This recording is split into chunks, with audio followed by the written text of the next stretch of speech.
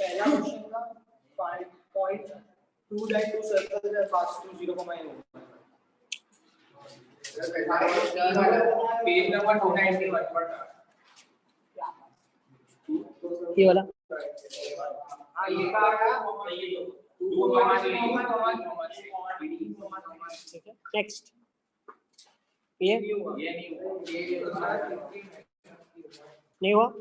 देखो क्या लिखा इसने, प्रूव दैट, स्टार्ट कर दिया recording. Okay now see, prove that two circles pass through 0,a and 0,-a। तो 0,a और 0,-a दो पॉइंट है, इसमें से पास हो रहा है दो circle and touch the line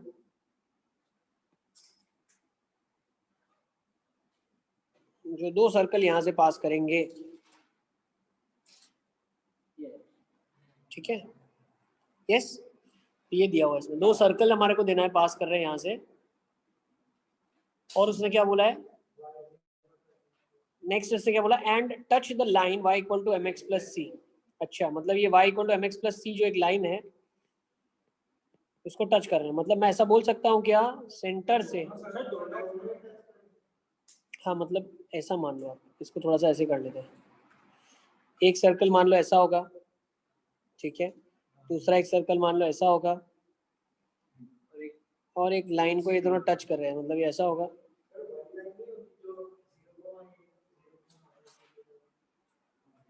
नहीं क्यों टच दिया इसलिए ना ऐसे ले लो। देखो इसने क्या दिया है आपको, prove that two circle pass through 0,a and 0,-a and touch the line y equal to mx plus C, मतलब y equal to mx plus C को टच कर रहे हैं। ओके तो आपको प्रूव करना है कि ये एक दूसरे को ऑर्थोगोनली कट करेंगे। अगर ऐसा किया था एक बार कि मतलब दो इक्वेशन ली थी g1 g2 f पर f2 में, तो वहां से सॉल्व करने पे ना वो f0 आ रहा था, तो मतलब ऐसा हो सकता है कि सर्कल पूरा x एक्सिस पे लाई कर रहा है, वो f0 आ गया तो सर्कल x एक्सिस पे आ गया। हां ओके, फिर वो स्ट्रेट लाइन वाले परपेंडिकुलर डिस्टेंस से रेडियस को ट्राई किया था। ओके अच्छा रिजल्ट नहीं आया, ठीक है, थोड़ा अच्छा क्वेश्चन है, एडवांस का, देखो ध्यान से समझो क्या लिखा है। दो सर्कल है, तो दो सर्कल इन दो पॉइंट से पास कर रहे हैं, तो उनकी इक्वेशन हम कैसे लिख सकते हैं फैमिली ऑफ सर्कल से।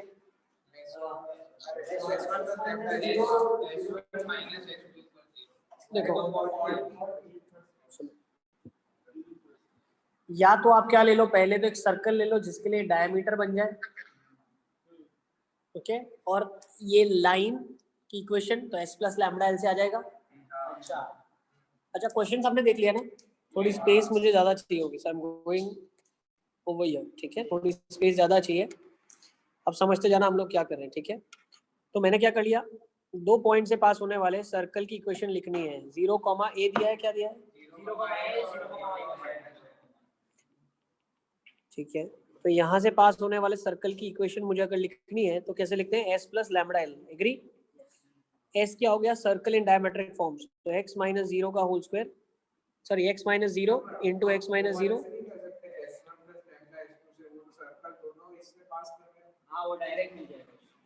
अरे एक सर्कल तो पहले निकालो, ऐसे दो सर्कल होंगे वो बोल रहा है, पर सर्कल तो एक निकालो, तो वेरिएबल λ1 λ2 दो अलग अलग लैम्बडा के लिए दो सर्कल आएंगे।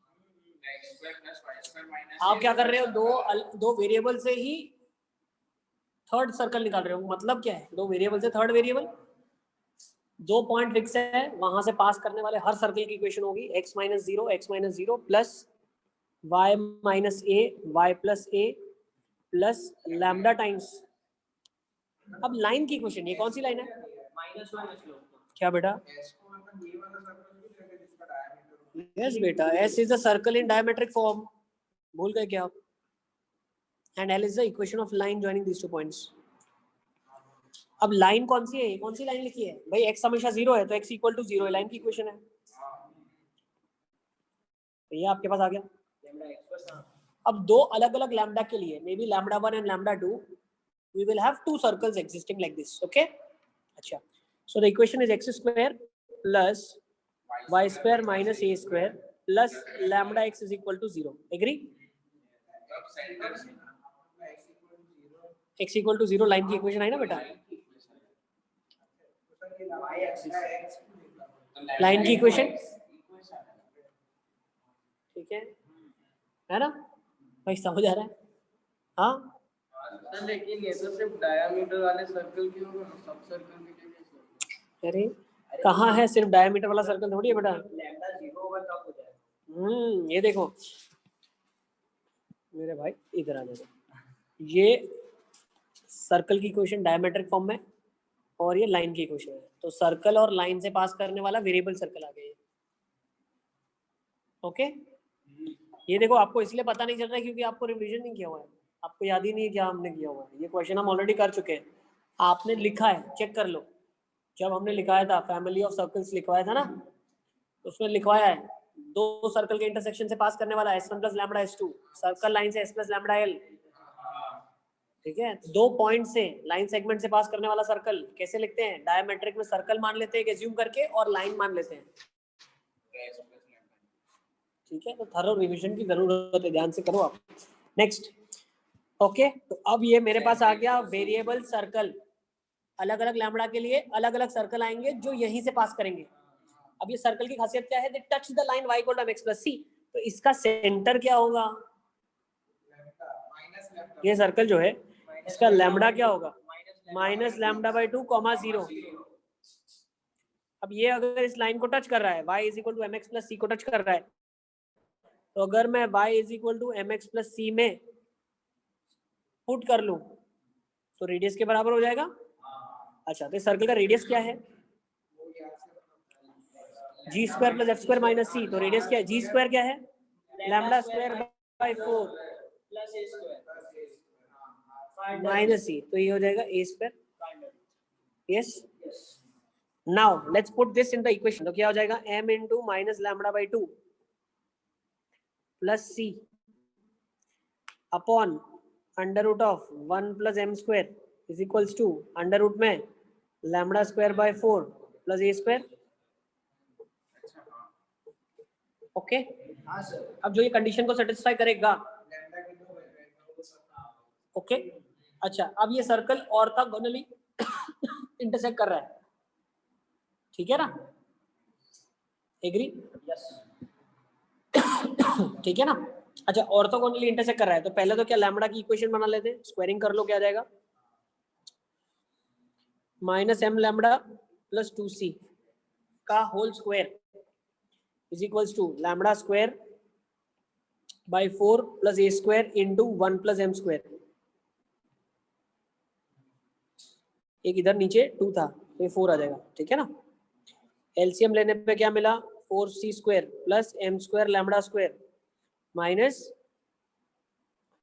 4mc lambda is equals to lambda square plus 4a square into 1 plus M square, ठीक है। देखो कैलकुलेशन थोड़ा आसान करने के लिए ये भी मैनिपुलेशन कर सकते थे आप, इधर आप चाहते ना तो 2 लैम्बडा ले लेते, भाई वेरिएबल है, हाँ तो सेंटर सीधा सीधा माइनस लैम्बडा आ जाता, वो हम कर सकते थे, but we did not do that, calculation थोड़ा सा और आसान हो जाता। ओके, अब इसको ओपन कर लोगे तो लैम्बडा के फॉर्म में आपके पास, सर वो जो आपने वो मतलब ठीक है ना, वो उस सेंटर से जो आपने वो लाइन का परपेंडिकुलर डिस्टेंस निकाला, तो उसमें रूट ऑफ m स्क्वायर ही आएगा ना, क्योंकि y का कोएफिशिएंट तो 0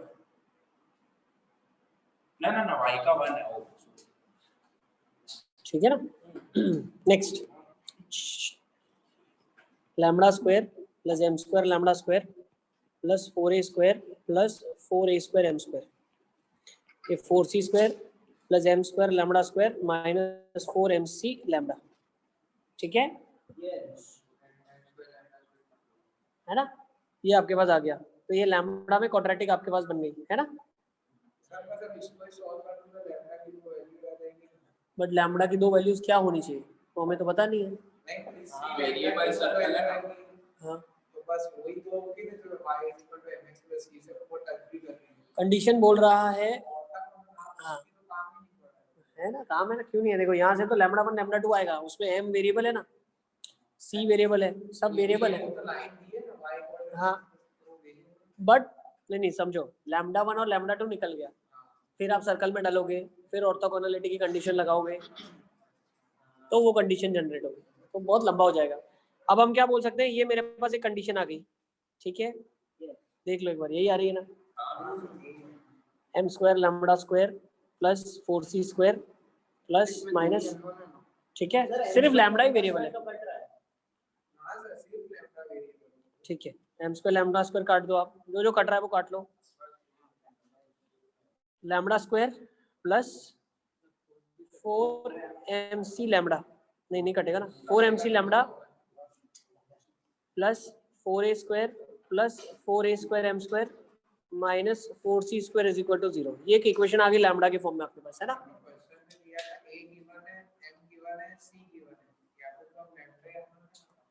हाँ, तो लैम्बडा में क्वाड्रेटिक है ना ये। अब दो रूट निकालूंगा, फिर सर्कल निकालूंगा, फिर कंडीशन लगाऊंगा, तो थोड़ा हेक्टिक हो जाएगा ना बेटा, इसीलिए हम क्या बोल रहे हैं,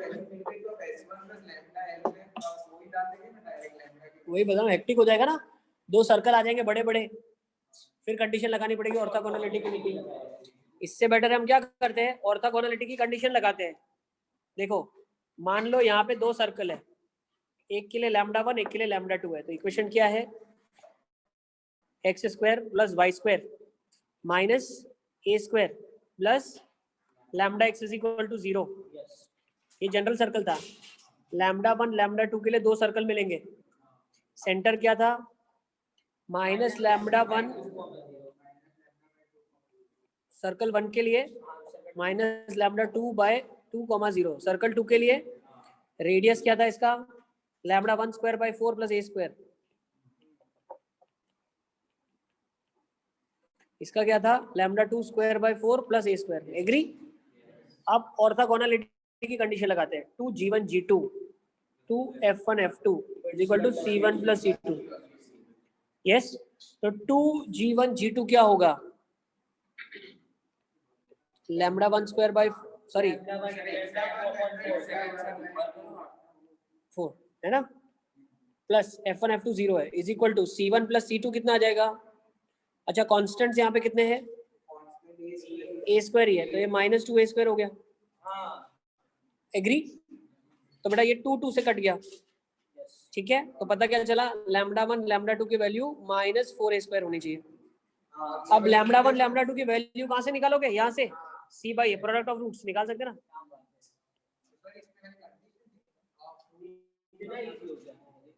ये प्रोडक्ट ऑफ रूट्स यहाँ से निकलेगा, सी बाई ए, ये क्या होगा 4a स्क्वायर, थोड़ा सा मैं इसको वर्टिकल, एक बार वहां से समझाओ ना वापस कि हमारी जो लैम्बडा के फॉर्म में क्वाड्रेटिक है, एक मिनट इसको यहाँ पे कंक्लूड करूँ पहले, फिर से एक बार समझाऊंगा, अगर नहीं समझ आता है तो, ठीक है ना। देखो यहाँ नहीं दिख रहा है सर, समझ लो, वो तो मैं पूरा समझाऊंगा फिर से, ठीक है ना, 4a square plus 4a square m square minus 4c square upon 1, ये लैम्बडा 1 लैम्बडा 2 है, और ये माइनस 4a स्क्वायर के बराबर है, 4 सब में से निकल गया, तो ये कितना हो जाएगा आपके पास, a square m square minus c square plus 2a square is equal to 0। Okay, तो हमें प्रूफ क्या करना है, c square is equal to a square 2 plus m square. Sir वो उस क्वेश्चन में 1 था, वो 2 कर देना, 2 कर दो, शुड बी 2, ठीक है ना। अब मैं फिर से समझा रहा हूँ, एक एक स्टेप नोट करते हुए चलना मेरे साथ, ठीक है, एग्री। चलो सबसे पहले नोट करते जाना क्या क्या स्टेप्स आपको करना था क्वेश्चन के अंदर।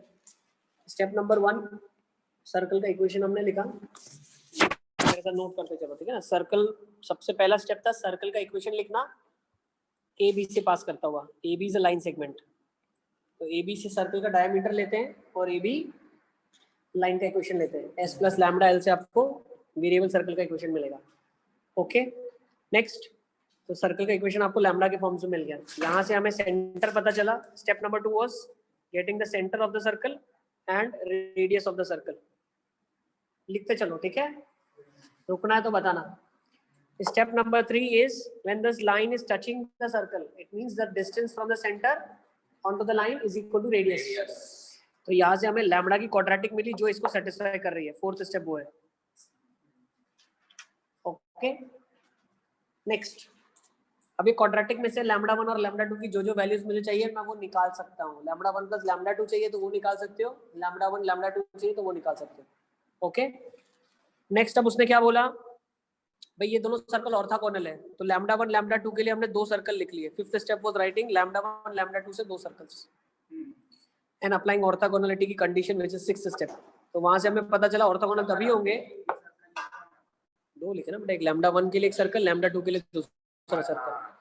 ऑर्थोगोनलिटी की कंडीशन लगाई तो पता चला लैम्डा 1 लैम्डा 2 की वैल्यू -4a² होनी चाहिए। ठीक है, लैम्डा 1 लैम्डा 2 की वैल्यू -4a² होनी चाहिए। अब लैम्डा 1 लैम्डा 2 की वैल्यू हमने कहां से निकाली, then we have to again go back to our quadratic expression, quadratic में से निकाली और उसमें पुट कर लिया। ओके, तो हमारी कंडीशन आ गई। ठीक है, ऐसे एडवांस के क्वेश्चंस बनते हैं, नोट कर लो। सर एक सेकंड सर अपने ये क्या लिखा, lambda 1 square by 4 plus a square और लैम्डा 2 स्क्वायर प्लस, ये रेडियस था, ये काम में आया नहीं। ये रेडियस सर्कल 1 का था, ये रेडियस सर्कल 2 का था, बट इसका काम नहीं आया आगे से। आता तो हम यूज कर सकते थे। ठीक है, ये x एक्सिस 0 है, x equal to 0 minus lambda 1/2 क्या कांस्टेंट है ना बेटा, ये c1 है, देखो सर्कल की इक्वेशन में ये कांस्टेंट है -a², तो -2a² हो जाएगा। ठीक है, जो दो सेंटर्स है हमारे वो दो इक्वेशंस है, तो 0 क्योंकि x इज इक्वल टू 0 वाली लाइन है तो 0 लैम्डा माइनस लैम्डा 1/2 होगा ना। नहीं g से सेंटर आता है ना, gf, g इज x का कोऑर्डिनेट। अच्छा हाँ, उसमें तो वो है। फटाफट लिखो, आगे चले, नेक्स्ट क्वेश्चन, टाइम नहीं है, जल्दी चलो आगे।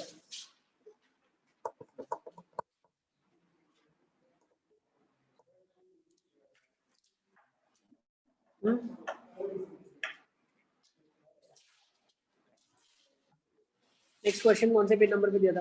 वो एक तीन सर्कल की इक्वेशन दीजिए, आपने बोला कि एक सर्कल जो तीनों सॉल्व सर उसका तो बहुत उसके आगे था, उसके पहले एक और था ना find equation of two circle. ये लिख लिया सबने? नहीं, तीन सर्कल की इक्वेशन है जिसमें तीन को आ गया आंसर।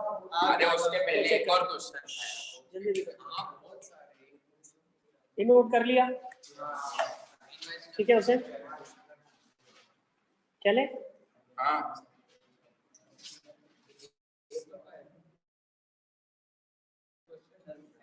सर एक सेकंड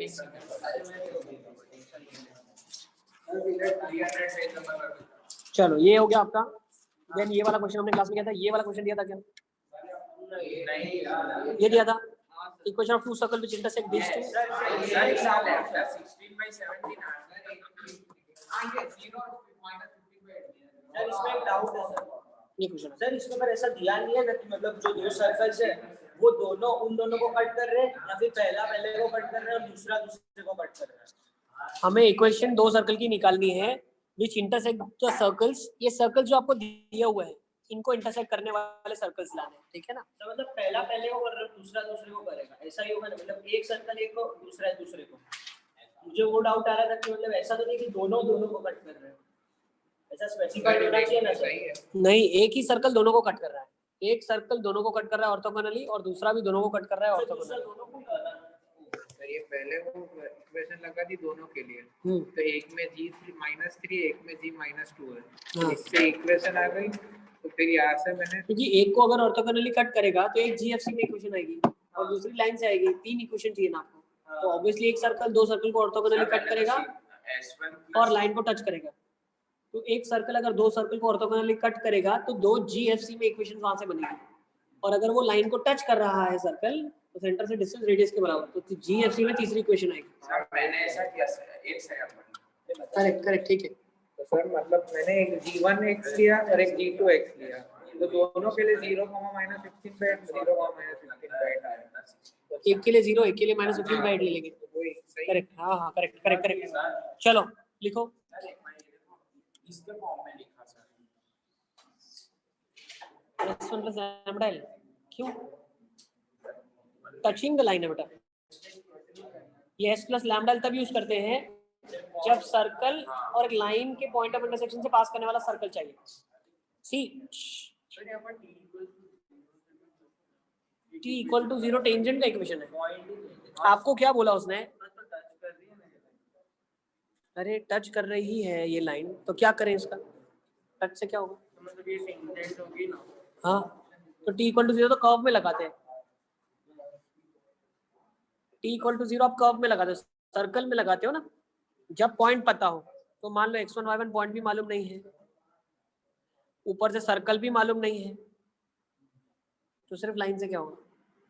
ठीक है, सर उसको वेरिएबल ले लिया था आपने। हाँ वो हमारा थर्ड इक्वेशन लाने में हेल्प करेगा। वेरिएबल सर्कल होगा आपके पास, उसके सेंटर से परपेंडिकुलर डिस्टेंस रेडियस के बराबर होगा। ठीक है, तो वो थर्ड इक्वेशन लाने में हेल्प करेगा। लाइन को इंटरसेक्ट। ठीक है, लेकिन t इक्वल टू 0 हेल्प नहीं करेगा क्योंकि x1 y1 पॉइंट ही तो मालूम आ नहीं। गया था उसके बाद फिर पॉइंट आपने कैसे निकाला जब मालूम ही नहीं है सर्कल? सर वो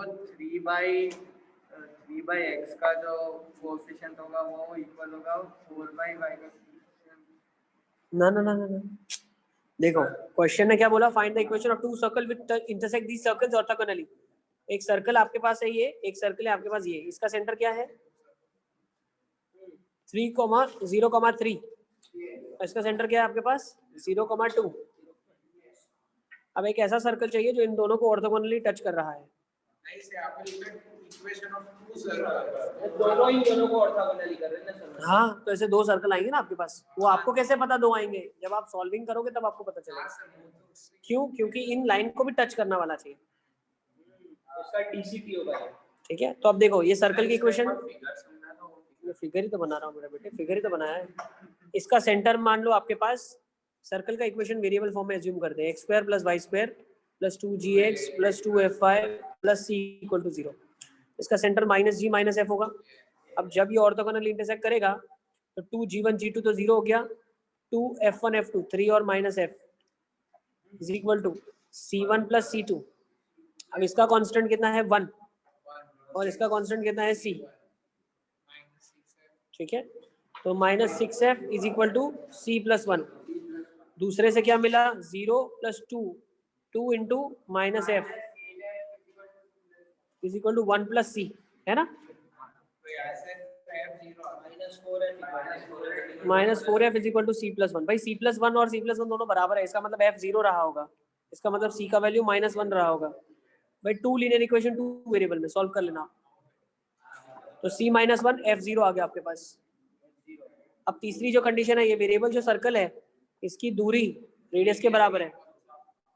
ये लाइन क्या है? 3x plus 4y plus 5 is equal to 0।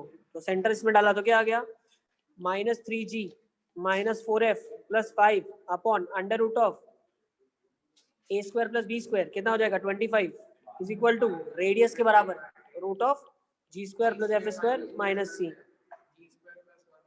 अब f तो 0 मालूम है, c -1 मालूम है, तो g square plus 1 is equal to, इसके अंदर अगर डालोगे तो ये तो 0 मालूम है, ये कितना हो जाएगा? -3g plus 5। तो स्क्वायरिंग कर देंगे, -3g प्लस 5 का whole square is equal to 5 time g square plus 1। तो यहाँ से g की दो वैल्यू आ जाएगी, दो वैल्यू के लिए दो सर्कल आ जाएंगे। ठीक है ना? फटाफट पहले यही किया था पर फिर वो डाउट आया तो कैंसिल कर दिया मैंने। अगर उसने बोला था फर्स्ट सर्कल दूसरे को इंटरसेक्ट करता, दूसरा तीसरे को करता, या थर्ड वाला फोर्थ को करता, तो उस केसेस में प्रॉब्लम क्या होती? दो इक्वेशन बनती है, हमारे को तो 3 इक्वेशन चाहिए।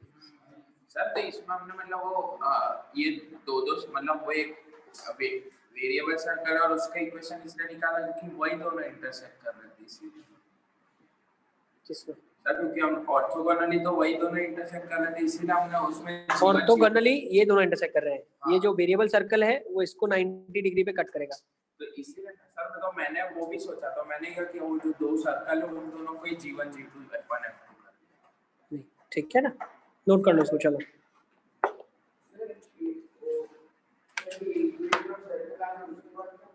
बस वही ढूंढना है।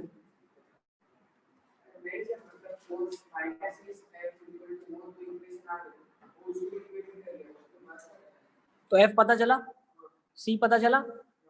तीसरी कंडीशन आप लगाई कि लाइन का डिस्टेंस सेंटर से रेडियस के बराबर है। ये वाला देखो दिया है ना बेटा, ये लिखा हुआ है ना। टच द लाइन, लिखा तो हुआ है।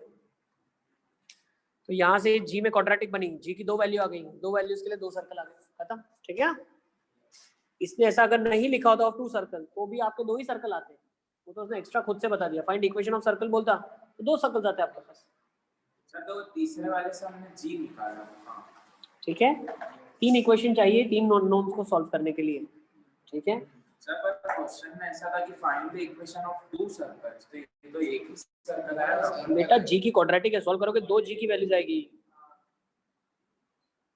जी की 2 वैल्यू आएगी, दो सर्कल क्वाड्रेंट्स में रहेंगे वो, 2 सर्कल आ जाएंगे। ठीक है ना, चलो लेट्स फर्दर मूव ऑन। ये वाला क्वेश्चन दिया था ना,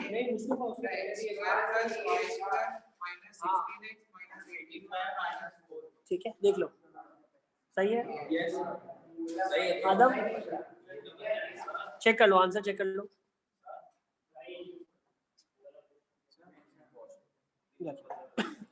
बेटा इसमें सेम करोगे आप, क्या करोगे, 3 सर्कल दिया हुआ है आपको, अब इन 3 सर्कल को कट करने वाला सर्कल निकालना है। ठीक है, तो मान लो इसका सेंटर क्या है, अगेन माइनस जी माइनस एफ है। यहाँ से कंडीशन क्या देगी, इसका सेंटर मालूम है आपको 1, -3/2, इसका सेंटर -5/2 5/2, इसका सेंटर -7/2 9/2।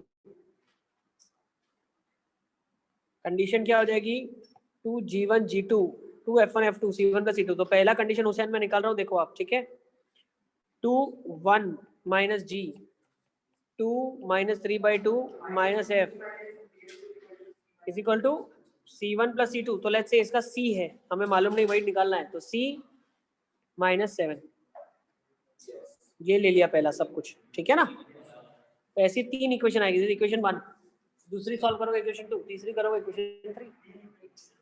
और 3 वेरिएबल जीएफ और किया तुमने सर, ये वो दूसरी अभी उल्टा लटका के फिर तुम्हारा, मैंने क्या बोला था क्लास में, सर इसमें टाइप किया था सर, नहीं किया ना, मतलब तुमने सारे किए थे। ये कहाँ है, हाँ आंसर नहीं आया, दिखाओ, ये वाला दिखाओ, ढूंढ लो पहले तुम। ठीक है,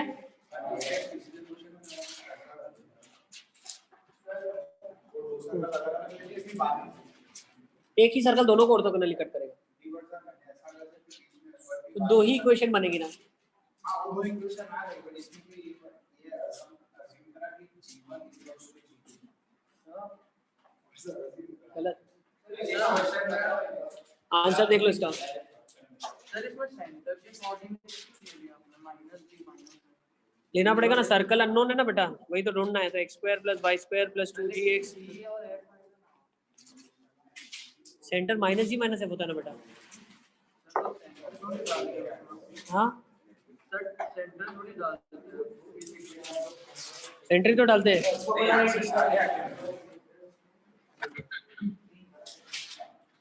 हाँ सही बोल रहा है, एक्चुअली g प्लस डालेंगे, प्लस, ये बेटा प्लस ही जाएगा इसमें, यस ये प्लस ही जाएगा, करेक्ट। लास्ट इक्वेशन में भी f प्लस ही आएगा ना यहाँ पे। सारी इक्वेशन सेम लास्ट में भी G1 G2 ही डालते हैं, तो ये -g - f सेंटर है, don't put that, put G and F only. ठीक है भाई, एक बार चेक कर लो, लास्ट क्वेश्चन में भी मिस्टेक हुआ है, we have to substitute G and F, not -g and -f। जो सेंटर है वो नहीं डालते, G1 G2 F1 F2 circle में से उठा के डालना है। ठीक है, हाँ क्या बता रहे थे तुम,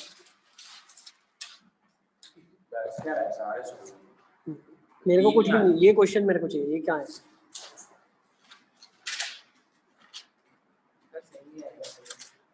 ठीक है। उसमें का हमने गड़बड़ की थी, -g - f। नहीं सेंटर मत डालो, don't substitute centre, substitute G and F, G and F। Sir वो मतलब वो रफ नहीं किया था ये लास्ट टाइम मैं चला रहा हूँ काम, ठीक है ना, अभी तो मैं यहाँ बैठा हूँ तो चेक नहीं हो रहा है, नहीं तो रेगुलर क्लास में तो एक एक क्वेश्चन चेक होगा, you have to do it, तो सारे किया सब मालूम है। चलो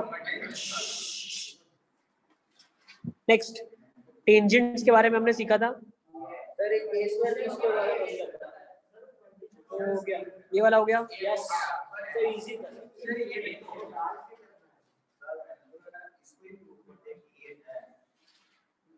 क्या तो उल्टा ही करना। टच ईच अदर का कंडीशन क्या आएगा? R1 plus C1 plus minus C2, sorry C1 C2 is equal to mod में R1 माइनस R2 हो सकता है या R1 प्लस R2 हो सकता है, डिपेंडिंग अपॉन किसी एक केस में आएगा।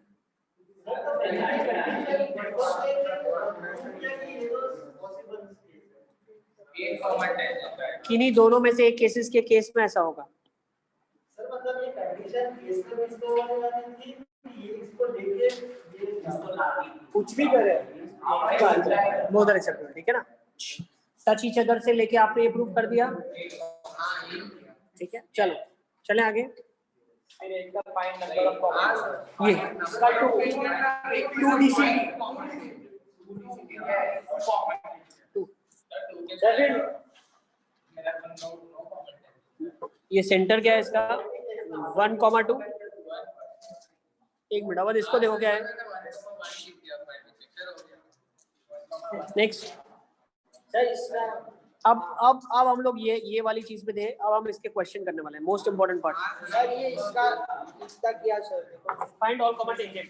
सर ये फिर है ना इधर द मिस्टेक ये आपने बताया था ना, ये पहले तो ये p फाइंड किया फिर s1 = t² लगाया। Very good. पर इसमें है ना कुछ मैंने कैलकुलेशन गड़बड़ की थी, मैंने प्लॉट करके देखा डेस्कटॉप पे तो हाइपरबोला कुछ आ रहा है, ठीक है इसलिए फिर इधर तक छोड़ दिया। ठीक है, चलो अब देखो, let's come to this now. चलो क्या दिया है इसने? बोला है ये मेरे पास दो सर्कल है, इनके ऊपर जितने कॉमन टेंजेंट बनेंगे उनकी इक्वेशंस आपको निकालनी है, ठीक है। पहले निकाल लिया, सर्कल है, सेंटर निकाल लेते हैं। चलो थोड़ी जगह मुझे चाहिए होगी, so we will do calculation. पीछे चलते हैं। सर इक्वेशन आपको बोल देता हूं। चारों की इक्वेशन निकाले बेटा, अभी काम हमारा वो है, हम इक्वेशंस निकालने वाले हैं।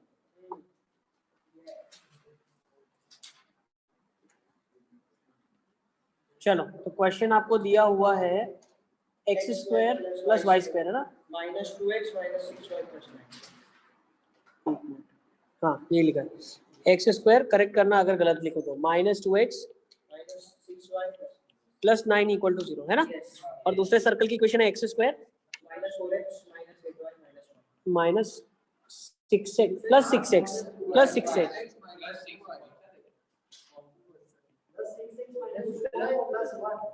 यस, ये इक्वेशन ठीक है। ठीक है, ये दो सर्कल्स आपको दिया हुआ है, तो आइडेंटिफाई कर लो फटाफट फटाफट। इसका सेंटर क्या आ जाएगा? 1,3, ठीक है। दो सर्कल आ गए आपके पास।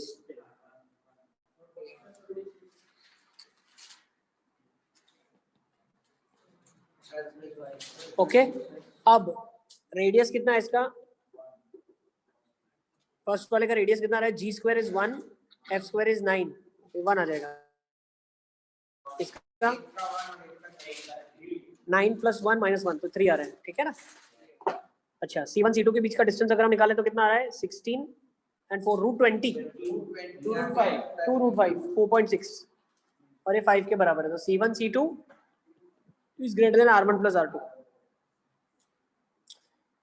ओके चलो, तो ये दो लाइन बनेगी आपके पास। अब इन दोनों की इक्वेशन निकालनी है। तो मैंने कल आपको बताया था जो पॉइंट होगा वो एक्सटर्नली डिवाइड होगा। अच्छा, कौन सी साइड होगा? जिसका रेडियस छोटा है। इसका सेंटर क्या है? 1,3, इसका सेंटर क्या है? -3 1।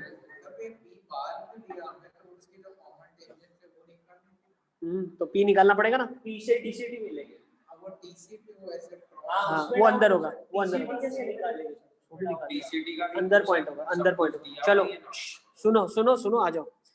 अब इसका रेडियस 1 है, इसका रेडियस 3 के बराबर है, तो P पॉइंट मैं कैसे निकालूंगा? P point will be lying, let's say ये C1 और ये C2 में ले रहा हूँ, so this is nothing but -3, 1, this is 1, 3 and this is P, so P is dividing it in the ratio of 1 and this whole ratio is 3, correct?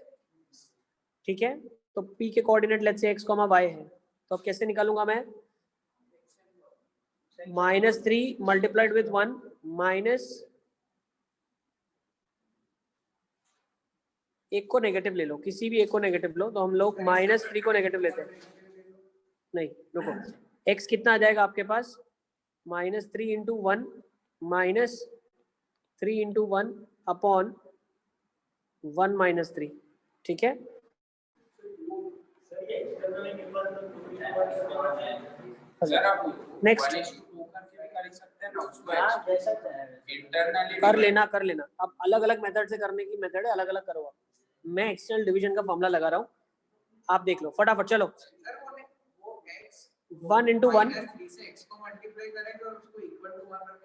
ये 1 को इससे करेंगे, 3 को इससे करेंगे, ठीक है, अपॉन 1 माइनस 3। एक्स के कोऑर्डिनेट कितने आ जाएंगे, -3 upon -2 which is 6 upon -2 which is 3। Next 1 minus 9 upon -2 which is 4। तो 0.3,4 आ गया, ओके, नोट कर लो। 3,4 आ रहा है, नहीं आएगा बेटा, कुछ ना कुछ मिलट रहेगा इसको वैसे। सर एक बार आप वाले 2x माइनस 3 अपॉन 2 + 1 3, सही तो 3 तो आ गया, सही है नहीं, 3 तो आ गया, तो बेटा 3 तो आ रहा है, ठीक है ना। चेक कर लो फिर से एक बार, आ गया। सर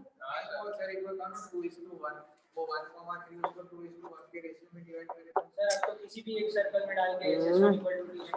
हाँ, लेकिन SS1 = t² इसलिए नहीं लगाऊंगा क्योंकि सेपरेट इक्वेशन चाहिए मेरे को। भाई ये देख लो, सॉल्व कर सकते हैं। वो लंबा हो जाएगा ना बहुत, 2 टेंजेंट निकालना है तो SS1 t² क्यों निकालूं पैर, फिर अलग करूं। देखो बेटा क्या लिखा है, 2x minus 3 by 3 is equal to 1, 2x is equal to 6, x is equal to 3 आ गया, ठीक है। ठीक है, चलो फटाफट, अब ध्यान से समझो आप, ओके। अब ये जो इक्वेशन होगी टेंजेंट की, y is equal to mx, मतलब वो लिखते हैं ना y minus k is equal to m into x minus h, ठीक है ना। ऐसे लिखो, या y minus k is equal to m into x minus h plus minus r under root 1 + m², वो भी चलेगा। ये लिखूंगा ना तो perpendicular distance equal to radius करना पड़ेगा इसके बाद, जहां से पॉइंट पास हो रहा है ना 3,4। सो इक्वेशन ऑफ DCT क्या आ जाएगा, y minus 4 is m into x minus 3। ये तो जनरल लाइन है, ये सर्कल के लिए टेंजेंट कब बनेगी, जब डिस्टेंस रेडियस के बराबर होगा। तो सेंटर से डिस्टेंस रेडियस कर दो आप, तो सेंटर क्या है 1,3, तो लाइन लिख लो बहुत अच्छे से, mx minus 3m minus y plus 4 equal to 0। तो mx minus y 4 minus 3m is equal to 0।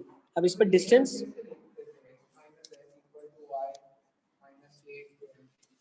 y equal to mx slope form है वो। y minus y1 m into x minus x1,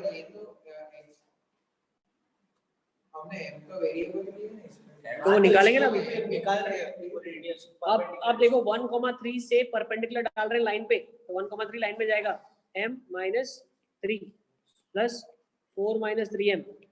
सो 1,3 से जो distance होगा वो radius के बराबर होगा, ठीक है ना। तो रेडियस कितना है सर्कल का, 1 है, ये मॉड होता है upon under root of 1 + m², agree. दोनों साइड स्क्वायरिंग कर देना, तो 1 + m², इसको ऊपर सिंपलीफाई करो, क्या लिखा है m minus 3 plus 4 minus 3m, तो कितना हो जाएगा 1 माइनस 2m का square, agree. 1 + m² is equals to 4m² minus 4m plus 1, okay. तो 3m² minus 4m is equal to 0, m का वैल्यू 0 या 4/3, ओके। दो स्लोप के साथ आपके पास आ गई, तो दोनों स्लोप पुट कर लो, आपका आंसर आ जाएगा। तो अगर m = 0 डाला तो लाइन की इक्वेशन क्या आ जाएगी, y = 4, 4/3 डाला तो y - 4 is equals to 4/3 x - 3, तो 3y - 12 इज 4x - 12, तो 4x - 3y is equal to 0। Note कर लो, ओके। दो DCT निकाल लिया मैंने, अब TCT निकाल रहा हूँ। एक ही क्वेश्चन कर रहा हूँ लेकिन सब कुछ इसमें कवर हो गया। दोनों डीसीटी निकाल लिया आपने, ठीक है ना? सर एक मिनट, रेशियो कौन से मतलब होगा तो जो साइड बड़ी वो रेशियो बड़ा, सिमिलरिटी में करते थे ना यार, बिल्कुल सेम एकदम। सबने लिखा ये? सर ऊपर करो एक मिनट। ये हमने डायरेक्ट कॉमन टेंजेंट निकाल लिया, ठीक है? सर वो उसी में डाउट वो कैसे निकालेंगे टीसीटी, क्योंकि उसमें पी ढूंढने के तो भी ये बीच वाला भी है ना। हाँ ठीक है। फिर वापस से वही स्लोप वाला पढ़ना। R1 R2 का तब ये नहीं मालूम था। हाँ ये नहीं। अब देखो ये लिख लिया पूरा। सर अगर C बीच में लिया तो छोटे वाले सर्कल से सेंटर जो ज्वाइन कर रहा है वो 1 होगा और वो 2 होगा। वो तो उसने सिमिलर ट्रायंगल्स मार्क करके लगा देना अभी। चलो देखो अब इधर आ जाओ, जगह करते इधर, ठीक है ना? अब देखो अब हमको क्या करना है, टीसीटी निकालना है, ट्रांसवर्स कॉमन टेंजेंट। तो ये सर्कल है, ये एक सर्कल है, जो ट्रांसवर्स कॉमन टेंजेंट होगा यहाँ से परपेंडिकुलर डाला, यहाँ से परपेंडिकुलर डाला, इन दोनों को ज्वाइन कर लिया। थोड़ा सा मैं ऐसे कर लेता हूँ, ठीक है ना? ओके तो प्रोपोर्शनेट रेशियो क्या होगा, ये रेडिया R1 है व्हिच इज इक्विवेलेंट टू कितना, ये रेडियस 3 है, ये 3 है तो ये रेशियो भी 3 और ये 1 है तो ये रेशियो 1 होगा। तो 3:1 को इंटरनली डिवाइड करेगा, ये पॉइंट निकालना है x, y निकाल लो फटाफट फटाफट।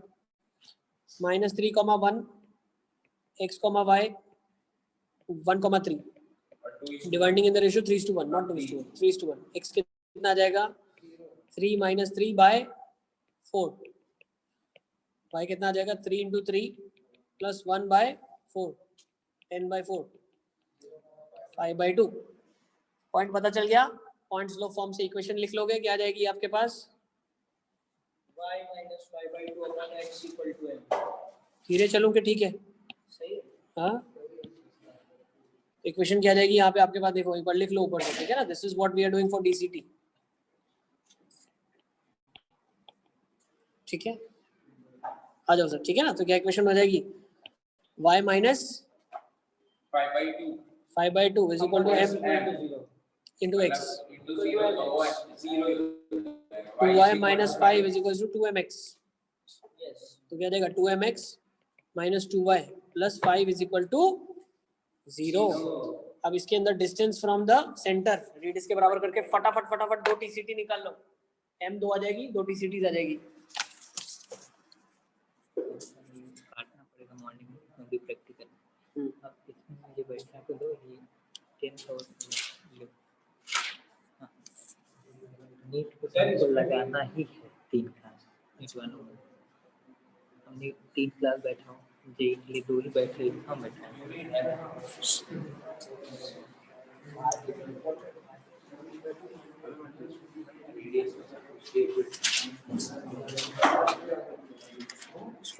सर सर अगर एक आ रहा है तो मतलब एक कोई परफेक्ट 90 डिग्री ये बताया था ना मैंने आपको। यस सी जब इसको आपने सॉल्व किया तो आपके पास लीनियर एक्सप्रेशन आ गया यहाँ पे m में, लीनियर एक्सप्रेशन m में आया, not quadratic, linear expression m में आया। इसका मतलब क्या है, ऑब्वियसली एक रूट इंफिनिटी है, तभी सम ऑफ द रूट्स क्या आ गया,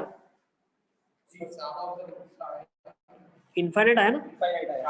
क्वाड्रेटिक का कोएफिशिएंट 0 मान के चलेंगे तो सम इनफाइनाइट हो जाएगा और प्रोडक्ट भी इनफाइनाइट हो जाएगा, है ना? मान लो 0 m², फिर जो आपके पास m आ रही है, क्या इक्वेशन बन रही है, वो 4m - 3 बन रही है ना, 4m + 3।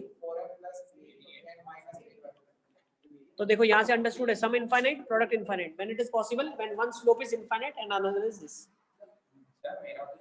स्लोप इनफाइनाइट मतलब x = समथिंग लाइन आ रही है, क्वाड्रेटिक आएगी भी नहीं बेटा, एक स्लोप तो इनफाइनाइट आ गया ना बेटा।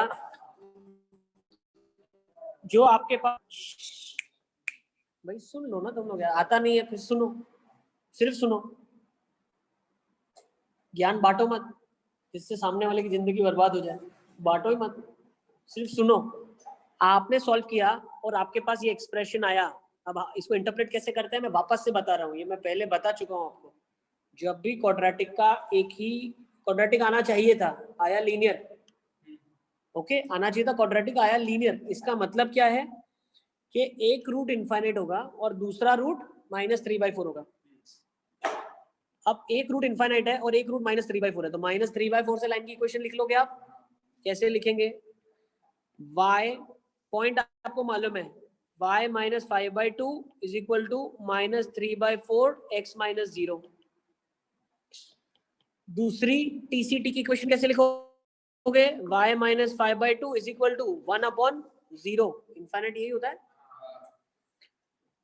x -0। तो ये 0 जब यहाँ जाएगा तो 0 20 0, तो x इक्वल टू 0 आ जाएगी line. Understood? Right hand side कुछ भी हो 0 ही होगा। और सर ये जो -1,3 तो सेंटर है ना सर?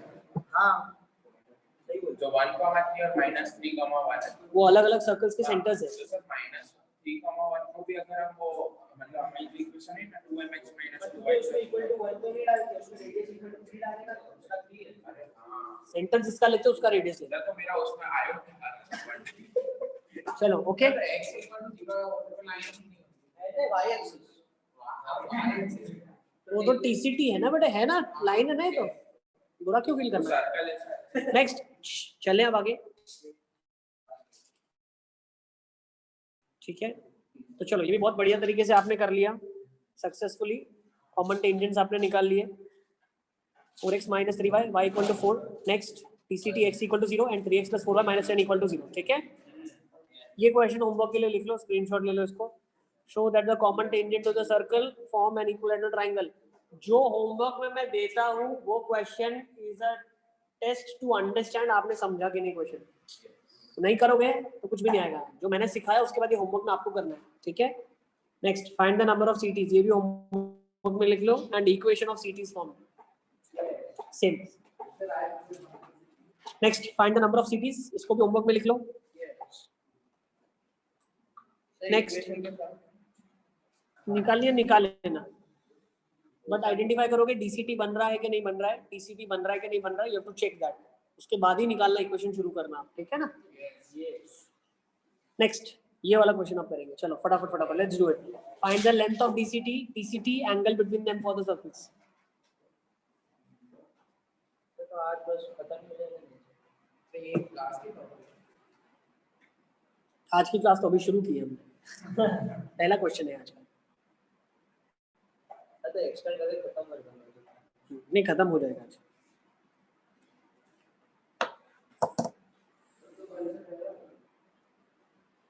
सर्कल्स का करते रहो होमवर्क, है ना। क्या दिया है, ड्रिल्स तो कंप्लीट कर लेना। पूरा कर सकते हो बताओ, पूरा कंप्लीट करना है ड्रिल। करो, ड्रिल कंप्लीट करो और उसके बाद सिंगल करेक्ट कर लो, बस काफी है, ठीक है। अभी हम लोग इस साल ये टारगेट रख रहे हैं। व्हाट हैपेंस इज कि हम लोग क्वेश्चन बहुत ज्यादा कर लेते हैं, जैसे PNC भी पूरा कंप्लीट कर लिया, लेकिन अब आपको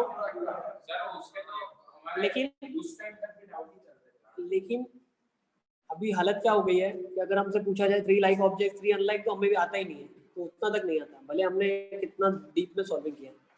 तो अभी हम लोग क्या करेंगे, हम लोग ड्रिल्स करेंगे, सिंगल करेक्ट कर लेंगे, उसके बाद स्टॉप कर देंगे। तो जब चैप्टर को रिवीजन में उठाएंगे तब मल्टीपल करेक्ट उठाएंगे, प्रीवियस ईयर जेईई एडवांस उठाएंगे। मेंस भी कर लेना, सिंगल करेक्ट के बाद मेंस कर लेना, ठीक है। क्या करना है आपको कंप्लीट, हाँ सुनो मैं क्या बोल रहा हूँ, फिर से सुनो, रिपीट, आई रिपीट। अभी जो हम सॉल्विंग करेंगे उसमें अभी देखो, हुसैन हमारे साथ बैठा है, he has attended classes Alkapuri में, उसने किया है। हुसैन PNC का जेईई एडवांस तक डिस्कस हुआ क्लास में, देखा, ये हमने ही किया सिर्फ, लेकिन हमने करके क्या किया, हम गधे हैं, हम क्या है, हम गधे हैं। यही मेरे साथ हुआ, जो ये 12th के बच्चे हैं ना, इनके साथ लास्ट तक सब कुछ डिस्कस किया, तो इनको आता कुछ नहीं है, ठीक है। तो यही होता है हमारे साथ। तो अभी स्ट्रेटेजी मैंने इस साल चेंज कर लिया है, ठीक है। हम लोग अभी क्या करेंगे, ड्रिल करेंगे, सिंगल करेक्ट करेंगे और प्रीवियस ईयर जेईई मेंस करेंगे। लिख लो, हर चैप्टर का इतना ही करना है बस। RD तो करना ही है, NCERT RD करना ही करना है, वो हमारे को फॉर्मूला याद करने के लिए करना होता है, ठीक है, कि फॉर्मूला मेरे को याद हो जाए। NCERT और RD मॉड्यूल में से ड्रिल करेंगे, सिंगल करेक्ट करेंगे और प्रीवियस ईयर जेईई मेंस करेंगे। इसके बाद जब उसका फिर से रिवीजन शुरू करेंगे तो प्रीवियस ईयर जेई एडवांस के क्वेश्चंस करेंगे, मल्टीपल करेक्ट करेंगे, वो वाला पार्ट हम लोग करेंगे, ठीक है ना। मल्टीपल करेक्ट, मैट्रिक्स होता है वो सब, ठीक है। तो सेकंड फेज ऑफ सॉल्विंग लेंगे उसको, ताकि हमारा सिलेबस हम लोग जल्दी खत्म कर लें और फिर रिवीजन वापस एक बार करें। तो देखो, अच्छा मार्क्स लाने के लिए 5 से 6 बार रिवीजन करना बहुत जरूरी है क्वेश्चंस का, ठीक है। इसीलिए हम लोग इसको 5-6 बार करेंगे अलग अलग तरीके से, ठीक है ना। चलो चले आगे, लिखो।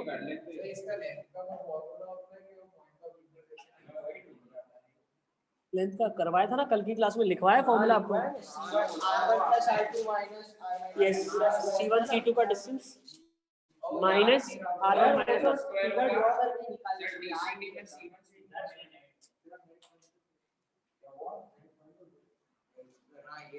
चलो let's start. Find the length of DCT, TCT and angle between them for the circles. तो दो सर्कल आपने बना लिए,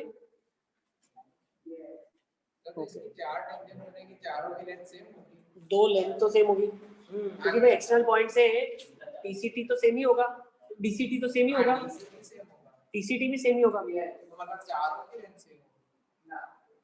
दोनों DCT की सेम होगी, दोनों TCT की सेम होगी। जल्दी जल्दी लिखो, चलो फटाफट। सेंटर्स क्या गए, -1 4 4,1। नेक्स्ट, और क्या मालूम है मेरे को, इसका रेडियस कितना है, 2 आ रहा है। अच्छा, इसका रेडियस कितना आ रहा है आपके पास, 1 minus 8 16 minus G square plus F square 73। TCT का लेंथ 3 होगा तो TCT TCT का करेक्ट लेंथ करेक्ट। चलो तब देखो, जब दो सर्कल होते हैं आपके पास, आप क्या करते हो, लेंथ निकालते हो। तो हम कैसे निकालते हैं, कैसे ज्वाइन करते थे इसको, याद है, ओके। और ऐसे ज्वाइन करेंगे इसको, तो ये वाला जो डिस्टेंस हो जाएगा, ये कितना हो जाएगा, R1 माइनस R2, और ये होगा C1 C2, और ये L हो जाएगा। तो जब भी DCT का लेंथ निकालते हैं तो वो कितना होता है, under root of L square minus, this is also 90, sorry ये होता है, इट इज C1 C2 का square minus R1 minus R2 का स्क्वायर, जो L होता है, बिकॉज दिस इज बेटा 90, ठीक है। अच्छा तो ये मैंने सब निकाल के दिया आपको, लिखा हुआ है आपकी नोटबुक में है ये। C1 C2 कितना आ रहा है, C1 C2 कितना आ रहा है, सर इसमें तो आपने root of 2 root R1 R2 ही लिखवाया है ना, तो 2 रूट 6 हो गया व्हेन दे टच एक्सटर्नली, उसके ठीक है। तो लिखो फटाफट, C1 C2 कितना आ गया, C1 C2 5 और 3 रूट ऑफ दिस, तो ये 34 हो जाएगा, 25 -1, तो आंसर आ जाएगा √33। लिख लो फटाफट। अच्छा, TCT कैसे निकालोगे, TCT L square is C1 C2 का whole square minus R1 plus R2 का होल स्क्वायर। वेरी गुड, इसमें R1 माइनस R2, बहुत अच्छे, लिखो फटाफट फटाफट। तो C1 C2 हो जाएगा 34 माइनस 25 हो जाएगा 3, ठीक है। एंगल क्या हो जाएगा, एंगल बिटवीन दिस, तो 2 sine inverse, angle between the DCTs तो होता था एंगल, 2 sin, एक मिनट, ये क्या होता था, यहाँ से यहाँ बनाते थे हम, याद है ना, 2 ऐसा समझो थोड़ा सा, ऐसे ये होता था थीटा, तो ये होता था थीटा, ठीक है ना। So that is opposite by hypotenuse, तो क्या होता था, R1 minus R2 by C1 C2, agree. 2 sine inverse, result भी डायरेक्टली कर सकते हैं, 2 थीटा होगा 2 sin इनवर्स R2 माइनस, वो अगर लिखा है दोनों ना, है वही लिखा। अच्छा R1 माइनस R2 कितना हो जाएगा, 1, C1 C2 रूट ऑफ 33, किससे, उसी से किया ना बेटा, वहीं से तो निकला। नेक्स्ट, लेकिन आपने तो डायरेक्ट फॉर्मूला ही लगाया। हाँ 2 थीटा लिखा ना, 2 थीटा, क्या किया है मैंने, क्या हुआ, समझ रहे हो, वो हंसेगा ही, तो समझदार है। चलो अभी तो देखो, 2 थीटा कितना हो जाएगा, 2 sine inverse R1 plus R2 by C1 C2, sir R1 minus R2 हमेशा पॉजिटिव ही लेंगे, यस, क्यों सर, मेरे बेटे R1 बड़ा होगा तभी तो R1 में से R2 घटेगा ना। डेरिवेशन उसके बेसिस पे अगर तुमने कुछ रिवाइज नहीं किया। किया लिखा भी रीजन पूछ रहा था। रिवीजन बहुत इंपॉर्टेंट है, मैं सच बता रहा हूँ। आपको 1.5 घंटा अगर यूटिलाइज करना है तो पुराना पढ़ के आना पड़ेगा। क्या बोलते हो? ठीक है ना? यस आ जाओ। R1 प्लस R2 कितना हो जाएगा? 5 R1 C1 C2 √33। ठीक है, तो ये भी करवा दिया मैंने आपको। डन। अब आ जाते हैं लास्ट टॉपिक। 34 था ना? हां कितना है? √34 है भाई, गड़बड़ मत करो। √34 ठीक है। पहला वाला डीसीटी के लिए टीसीटी Yes. प्लस होगा डीसीटी माइनस ठीक है। √30 चलिए लेट्स मूव ऑन। आ जाओ, let's take down next topic now. फटाफट नेक्स्ट टॉपिक उठाते हैं, ये बहुत इंपॉर्टेंट है और लिखना पड़ेगा। फटाफट लिखने की तैयारी रखना। Radical axis. ठीक है, लास्ट टॉपिक। ये छोड़ सकते हो आप, मेंस के लिए छोड़ सकते हैं, एडवांस के अंदर आता है तो नोट कर लो। फिर मुझसे पूछोगे 1 साल बाद, मेंस की तैयारी कुछ हुई नहीं है सर, क्या क्या करना चाहिए, तो लिख के रख लो अभी। ठीक है, अब भविष्य देख सकता हूँ मैं। ठीक है, तो 1 साल बाद क्या होगा, मैंने एडवांस के लिए बहुत अच्छा। चलो, now let's write radical axis. तो this comes under advance, mains के लिए इसको अवॉइड कर सकते हैं। Now let's see radical axis का मतलब क्या होता है। The radical axis of two circles is the locus of a point who has equal power with respect to both the circles. अब अगर आपको टॉपिक याद होगा, पावर ऑफ अ पॉइंट। हाँ S1 √S1 हाँ, power of a point is nothing but, हम क्या करते हैं, पॉइंट को सर्कल में डालते हैं, वो पावर ऑफ पॉइंट है। अगर पॉजिटिव आता है तो सर्कल के बाहर पॉइंट होता था, नेगेटिव आता है negative, that is power of that point. Okay, तो अब हम बोल रहे हैं लोकस, रेडिकल एक्सिस वो लोकस है जिसके लिए पावर दोनों सर्कल का इक्वल होता है। Power of a point is equal for both the circles. एक का आउटसाइड तो दूसरे का भी आउटसाइड। हाँ ठीक है, तो अब हम क्या करते हैं, h, k को सर्कल 1 में डालेंगे और सर्कल 2 में डालेंगे। So that is what we have done. S1 evaluated at hk, S2 evaluated at hk। तो सॉल्व करने पे हमें क्या मिला, ये एक्सप्रेशन मिला। क्या मिला? ये एक्सप्रेशन मिला। ठीक है, so 2g1 - g2 into h plus 2f1 - f2 into k plus c1 - c2 is equal to 0। ये क्या रिप्रेजेंट कर रहा है? एक स्ट्रेट लाइन। क्या रिप्रेजेंट कर रहा है? तो रेडिकल एक्सिस एक स्ट्रेट लाइन होगा।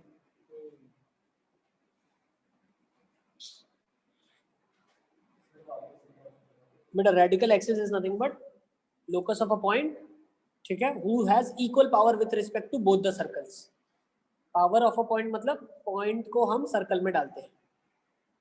ठीक है, तो इन सारे पॉइंट्स का कलेक्शन, लो हटा दिया, ठीक है ना। तो इन सारे पॉइंट्स का कलेक्शन, भाई मान लो ये पॉइंट लेता मैं, ये पॉइंट लेता मैं, ये पॉइंट लेता, ये पॉइंट लेता, इन सबके लिए पावर इक्वल होगा। अब अगर आप थोड़ा सा ये चीज को रिकॉल करो, मेरी बातें भी सुनो और फिगर में भी देखो। अगर आप चीज को रिकॉल करो, यहाँ से अगर मैं टेंजेंट बनाता तो उसकी लेंथ क्या होती? √S1। और यहाँ से बनाता इस सर्कल पे तो √S2 होती। अब उसने क्या, मतलब √S1 इज इक्वल है, मतलब रेडिकल एक्सिस पे आप कोई भी पॉइंट लोगे, वहां से दोनों सर्कल पे टेंजेंट की लेंथ बराबर होगी। तो सर मतलब ऑब्वियस है ना? ये सारी ऑब्वियस चीजें ही तुम मुझसे कल परसों फिर पूछोगे, ऐसा कैसे होगा सर? ठीक है, तो भले आपको ऑब्वियस फील हो लेकिन आप लिखिए। ठीक है, चलो अब ये नोट कर लिया, ये नोट कर लिया, वो आएगा पॉइंट आगे आएगा, वो लिखेंगे। ये नोट कर लिया ना आपने जो स्क्रीन पे है अभी? वो जो टेंजेंट्स होगी वो कैसे होगी, मतलब वो दोनों सेम इंक्लाइंड हो गया, सेम लाइन ऐसा कुछ। नहीं, इंक्लिनेशन के बारे में हम नहीं बोल रहे, हम बोल रहे हैं length of tangents are equal. Sir वो टेंजेंट्स मतलब फिक्स नहीं है, वही बोल रहे हैं। कैसे बनाएंगे वो टेंजेंट? ये बनाई हुई, ये लाइन है बेटा। कोई भी एक पॉइंट ले लिया आपने, इससे अगर यहाँ पे टेंजेंट बनाया और इससे यहाँ पे टेंजेंट बनाया, तो ये जो लेंथ होगी ये बराबर होगी। तो वो दोनों पॉइंट्स का कुछ होगा जहाँ पे उस सर्कल पे अटकना रहा है, मतलब नहीं, कुछ उसका सिग्निफिकेंस नहीं, उसका सिग्निफिकेंस नहीं है। ठीक है, कोई भी पॉइंट ले लो, यहाँ ज्वाइन कर लो और इसको यहाँ ज्वाइन कर लो। ठीक है, ये भी बराबर होगी लेंथ। हमेशा बराबर है। लॉजिकल है ना, √S1 √S1। नेक्स्ट चले।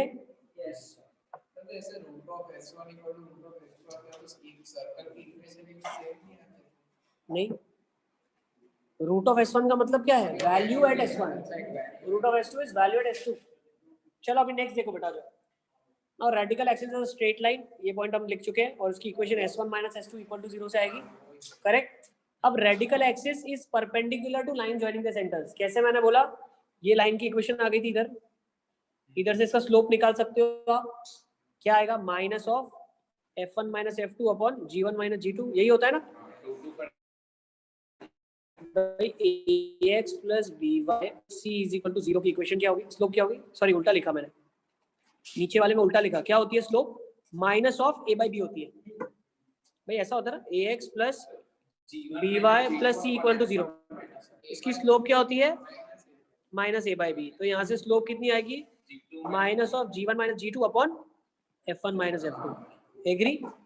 अब इन दोनों के सेंटर्स को ज्वाइन करने वाली लाइन की स्लोप क्या होगी? f1 minus f2 upon g1 minus g2।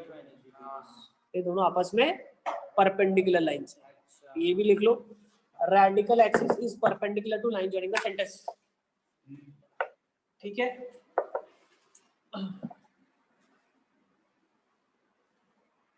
Sir तो ये वो वाले लाइन जहाँ से, मतलब ये वो वाली लाइन की इक्वेशन है, ये जो मतलब minus of g1 minus g2 वाली। अबे क्वेश्चन सर ये मतलब ये कौन से पॉइंट से कौन से उसके आई? रेडिकल एक्सिस समझ गए? रेडिकल एक्सिस की जो स्लोप होगी वो दो सर्कल्स के सेंटर को ज्वाइन करने वाली लाइन के परपेंडिकुलर होगी। नेक्स्ट हुसैन, तुमने पढ़ा हुआ ये पूरा पढ़ लिया ना? ठीक है ना, चेक करते रहना से। चलो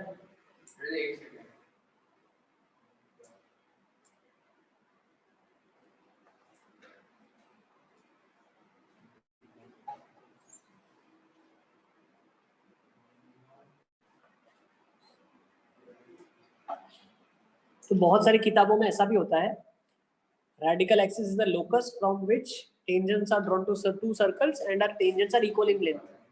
लेकिन वो मैंने डेफिनेशन आपको इसके लिए नहीं दिया, क्योंकि रेडिकल एक्सिस उसके लिए भी डिफाइन होती है जब दोनों सर्कल कॉन्सेंट्रिक हो। मतलब कॉन्सेंट्रिक का मतलब इंटीरियर में लाई करे, not concentric, not concentric. I take my word back, when there are two circles and one circle is completely inside the other circle, तब भी रेडिकल एक्सिस होती है, ठीक है। कैसे होंगे? कॉन्सेंट्रिक में तो नहीं होगा, उसका भी रीजन है। कॉन्सेंट्रिक में क्या होगा? g1 g2 के बराबर हो जाएगा, f1 f2 के बराबर हो जाएगा, तो c1 c2 के बराबर हो जाएगा, मतलब सर्कल ही सेम हो जाएगा ना। चलिए ओके, चले अब देखो, now radical axis need not to pass through the mid point of the line joining the centres. भाई ऐसा नहीं बोल रहा हूँ कि मिड पॉइंट से पास करेगी, ठीक है, ये नहीं बोला है हमने, खुद से एज्यूम मत कर लेना, ठीक है। नेक्स्ट नोट लिखते जाओ, सब इंपॉर्टेंट है, लिखो। For any point on the radical axis where the point lies outside the circle, length of tangents are equal, ठीक है ना।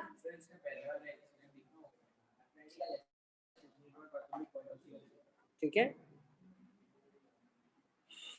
जब भी पॉइंट सर्कल के बाहर लाई कर रहा है, लेंथ ऑफ टेंजेंट इक्वल है, ठीक है, ये भी मैंने बताया आपको, ओके। अब इधर से हमको क्या सीखने मिला? अगर दो सर्कल के लिए हम डीसीटी बनाते हैं, तो ये डायरेक्ट कॉमन टेंजेंट आपने बनाया, तो हम ऐसा बोल सकते हैं कि रेडिकल एक्सिस डीसीटी को बाइसेक्ट करेगी। क्यों? क्योंकि ये पॉइंट है जहां से टेंजेंट बनाई गई है। भाई ये देखो, फॉर एग्जांपल थोड़ा सा हम ओपन स्पेस में आ जाते हैं, खाली जगह में। देखो ये दो सर्कल है आपके पास, ये कॉमन टेंजेंट है, रेडिकल एक्सिस मान लो ये है, यस और नो? तो मैं बोल सकता हूँ ये वाला पॉइंट है, ये भी खास पॉइंट है, रेडिकल एक्सिस पे लाई कर रहा है, तो जो पॉइंट रेडिकल एक्सिस पे लाई करता है वहां से लेंथ ऑफ टेंजेंट बराबर होती है। तो मैं ऐसा बोल सकता हूँ कि रेडिकल एक्सिस डीसीटी और टीसीटी को दो इक्वल पार्ट में डिवाइड करेगी, it will bisect the DCT and TCT, ठीक है। सेंटर को वो करेगी वो सर्कल। हाँ, अब ये देखो, ये टीसीटी है, अब ये पॉइंट जो है ये वाला, ये तो रेडिकल एक्सिस पे है, मतलब ये वाली लेंथ बराबर होनी चाहिए, so it is bisecting the TCT also, okay चलो लिखो फटाफट फटाफट, ये पॉइंट पे थे हम, लिखो radical axis bisects the DCT and TCT of two circles.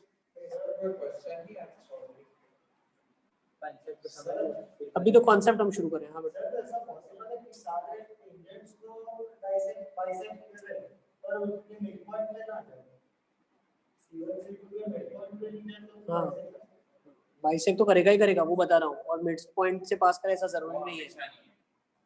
Bisect तो हमेशा ही करेगा ना बेटा, वो बता दिया ना हमने, हमेशा बाइसेक्ट करेगा, हमेशा लेंथ ऑफ टेंजेंट इक्वल होगा, वो भी हमने बता दिया। ठीक है, पर वो रेडिकल एक्सिस उसके मिड पॉइंट पे C1 C2 के मिड पॉइंट पे होना वो जरूरी है। नहीं वो हमारे पास प्रूफ नहीं है ना, क्या बोल सकते, क्यों होगा ऐसा, वी डोंट नो। हाँ भाई बोला तो जरूरी नहीं है। चलें आगे, लिखो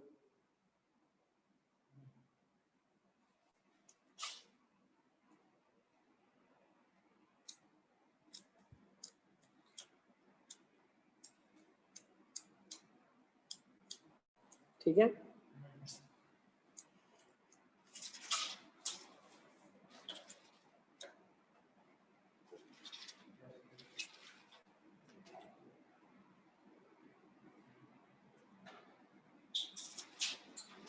नेक्स्ट, सर एक सेकंड,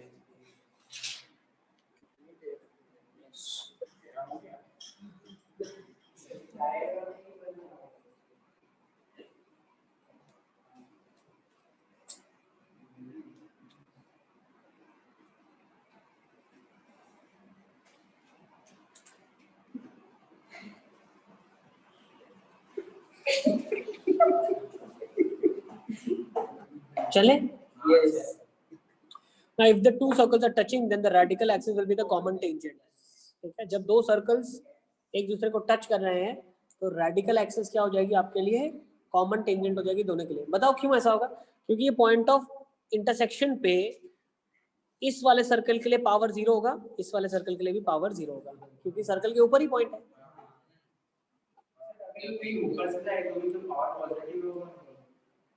पॉजिटिव का मतलब नहीं, power has to be equal, we are not saying positive, we are saying equal. What my point, power has to be equal, so that will be only in this case, जो ये वाली line होगी।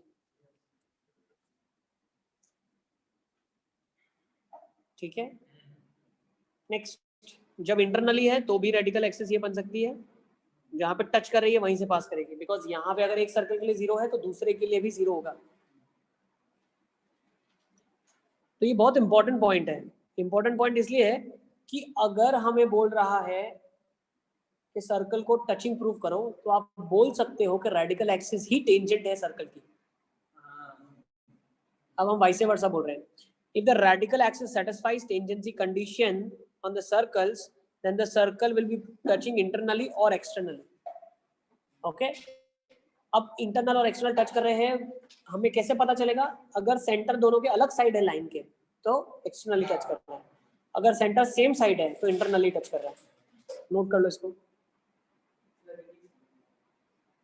देखो बेटा, अगर उसने बोला आपको कि आपको प्रूव करना है कि सर्कल्स टच कर रहे हैं इंटरनली या एक्सटर्नली, तो आप ऐसे भी प्रूव कर सकते हो कि जो रेडिकल एक्सिस है वो सर्कल की टेंजेंट है। If radical axis is a tangent to the circle, radical axis tangent है, इसका मतलब क्या है, सर्कल्स एक दूसरे को टच कर रहे हैं, तभी रेडिकल एक्सिस टेंजेंट होती है। अब इंटरनली तभी होगा जब दोनों का centre same side of line हो। जैसे यहाँ देखो, आप ये सेंटर और ये सेंटर, ये लाइन की सेम साइड है, इस केसेस में एक सेंटर इधर है एक सेंटर इधर है। क्लियर? चलो अभी नेक्स्ट पॉइंट ले लेते हैं। ओके ठीक है, चलो नेक्स्ट।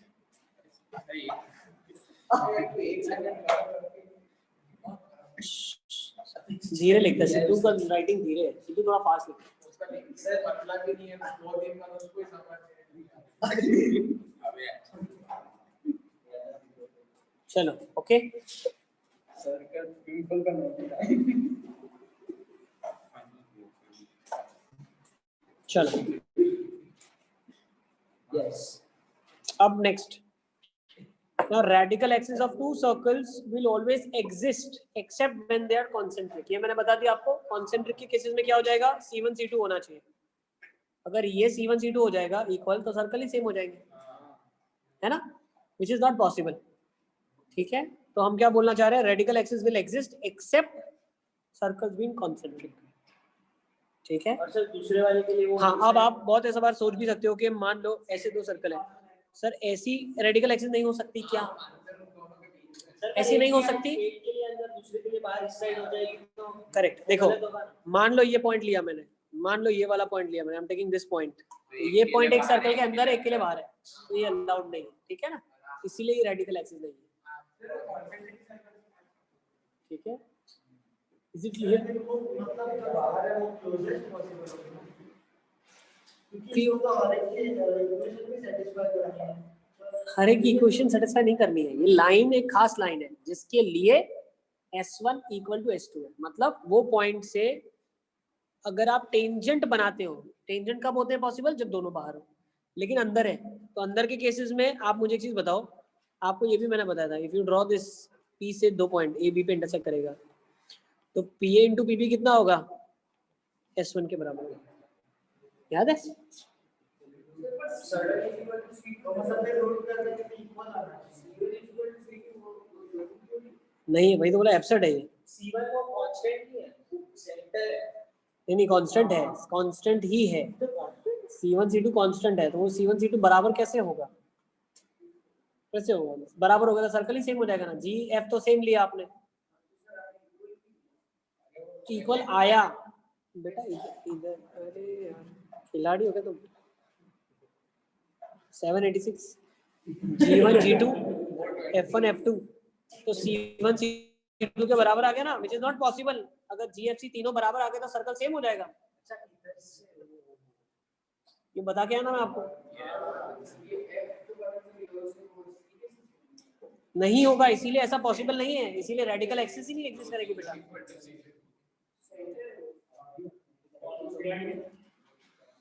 अबे हम ऐसा बोलना चाह रहे हैं कि कॉन्सेंट्रिक सर्कल के केस में रेडिकल एक्सिस एग्जिस्ट नहीं करेगी. क्यों नहीं करेगी? कॉन्सेंट्रिक में क्या होगा, ये G1 G2 के बराबर होता है, F1 F2 के बराबर होता है. तो जब G1 G2 और F1 F2 के बराबर पुट किया तो हमें मिला C1 equal to C2.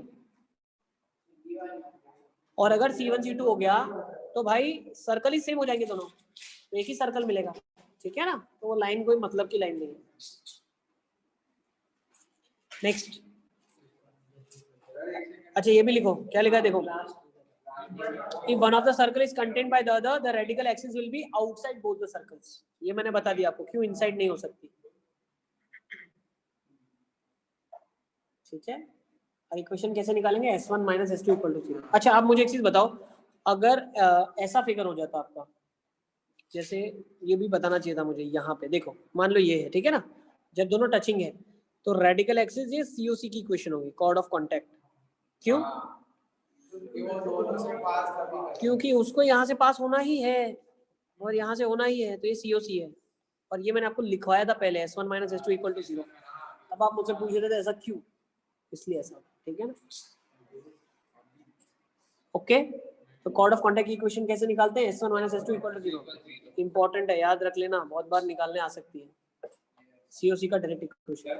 S1 minus S2 equal to 0 तो यही चीज होगा ना जब वो इंटरनली ऐसे 2 पॉइंट पे इंटरसेक्टिंग होगी. ओके, नेक्स्ट सर वो वन ऑफ द सर वो लास्ट पॉइंट उसका लिख लो. If one of the circle is contained by the other, radical axis will be lying outside both the circles.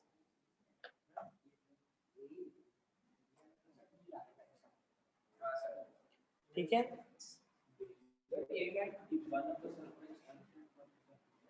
बेटा अगर एक सर्कल के अंदर दूसरा सर्कल है तो रेडिकल एक्सिस अंदर से पास नहीं करेगी. वो मैंने प्रूव किया ना अभी आपको, ये वाली नहीं हो सकती. ओके, चलें आगे. क्या, चलो आगे चलते हैं. नेक्स्ट पॉइंट ले लें. Now center of the circle which intersects two circles orthogonally will lie on the radical axis. मतलब हम क्या बोलना चाह रहे हैं, ऐसा सर्कल जो दो गिवन सर्कल्स को ऑर्थोगोनली कट कर रहा है वो डेफिनेटली उसके रेडिकल एक्सिस के ऊपर लाई करेगा ही करेगा। What is the reason behind it? देखो क्यों लाई करेगा ही करेगा, क्योंकि भाई 90 डिग्री तो बना रहा है। देखो थोड़ी खाली जगह में आ जाते हैं, let's take some free space. एक सर्कल है, दूसरा सर्कल है। अब एक ऐसा सर्कल है जो इनको ऑर्थोगोनली कट कर रहा है, मतलब यहाँ पे 90 डिग्री बन रहा है, यहाँ पे 90 डिग्री बन रहा है, ठीक है। मुझे एक चीज बताना, ये भी 90 बना रहा है इसके सेंटर के साथ।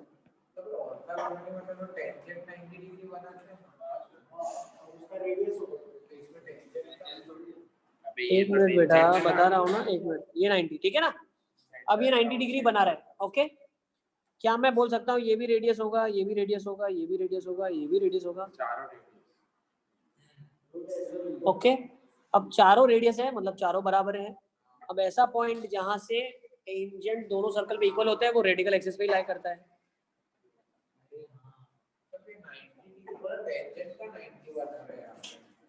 उसका रेडियस उसके लिए टेंजेंट है। हाँ, तभी तो वो इक्वल होगा ना बेटा। मान लो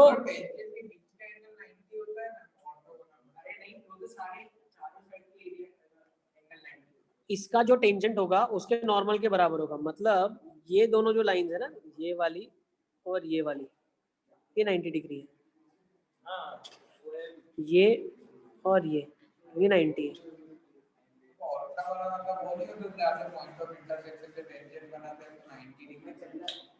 अरे वही तो होता है, दो सर्कल ऑर्थोगोनल इंटरसेक्शन मतलब क्या, 90 डिग्री होता है यहाँ पे। तो ये वही तो बन रहा है, ये दोनों का इंटरसेक्शन है ना, ये 90 बन रहा है। इसको एक्सटेंड करूंगा तो 90 बन रहा है।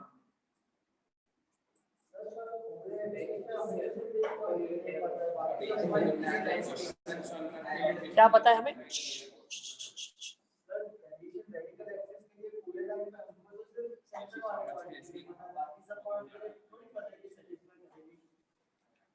बता दिया ना, radical axis is the locus from where length of tangents are equal.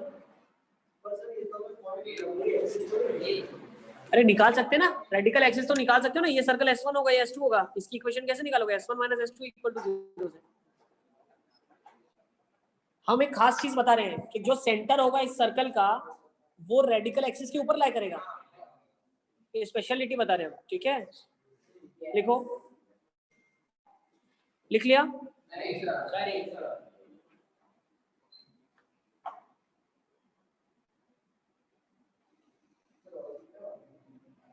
Plus properties ही है, नेक्स्ट टाइम करेंगे अब इसको। खत्म करने जाते हैं।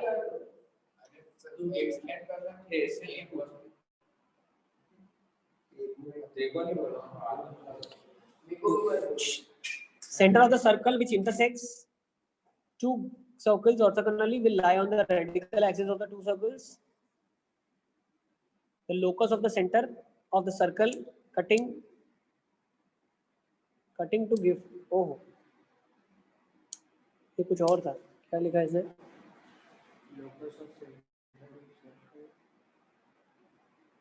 Locus of the center of the circle cutting the given circles, ठीक है ना।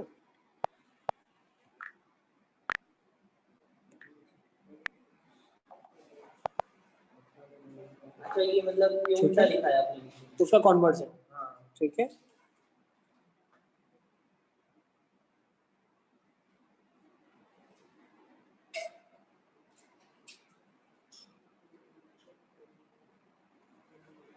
अभी देखो आपको अभी इसमें ट्रिक पता चलेगी। अभी हम जो क्वेश्चन आगे करके आते पता है कि दो सर्कल को ऑर्थोगोनली कट करने वाले सर्कल की इक्वेशन निकालो, ठीक है। तो अब हम क्या करेंगे, सर्कल की इक्वेशन मुझे निकालनी है, ठीक है। तो पहले तो मैं लाइन की इक्वेशन निकाल सकता हूँ S1 - S2 = 0 से, तो मेरे पास लाइन आ जाएगी, ठीक है। अब मेरे पास लाइन आ गई है, तो क्या मैं इसके ऊपर एक पॉइंट ऐसा मान सकता हूँ H, K, और वहां से सर्कल पे परपेंडिकुलर डिस्टेंस रेडियस के बराबर कर सकता हूँ, या इस H, K को अगर मैं सर्कल की इक्वेशन में डालूं तो √S1 मिलेगा, वो R के बराबर होगा। चलो तो क्वेश्चन देख लेते हैं। इसी के बाद जो हमने अभी क्वेश्चन अभी किया हो ताज़ा ताज़ा, find the equation of circle orthogonal वाला, है ना? कौन से पेज पे था वो? सर एक मिनट वो लिखा नहीं था। अच्छा मतलब सर अभी एक्सप्लेन। एक क्वेश्चन ले लेते हैं, देखो फॉर एग्जाम्पल देखो ये वाला ले लेते हैं। क्या लिखा है? Find the equation of circle which intersect the given circles orthogonally. ठीक है, मतलब मेरे को क्या पता है, मुझे एक सर्कल निकालना है जो इन दोनों सर्कल को ऑर्थोगोनली कट करेगा। मतलब मैं बोल सकता हूँ उसका सेंटर इसकी रेडिकल एक्सिस पे लाई करेगा।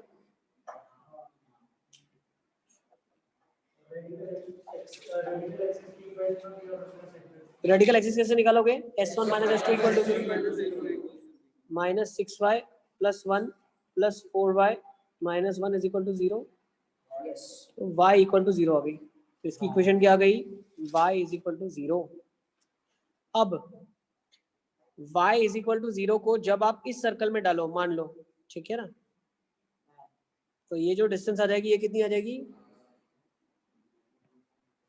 √(s1) के बराबर आ जाएगी, which is the radius of the circle.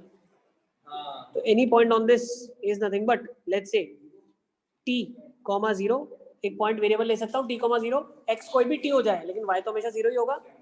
अब इस पॉइंट को सर्कल में डालो आप, कौन सा सर्कल है? लेट्स से ये है x² + y² - 6y + 1 = 0. So when I put it in this, what I get? t² + 1. Okay. अच्छा, ये कितना है? √ this is equal to what is the radius?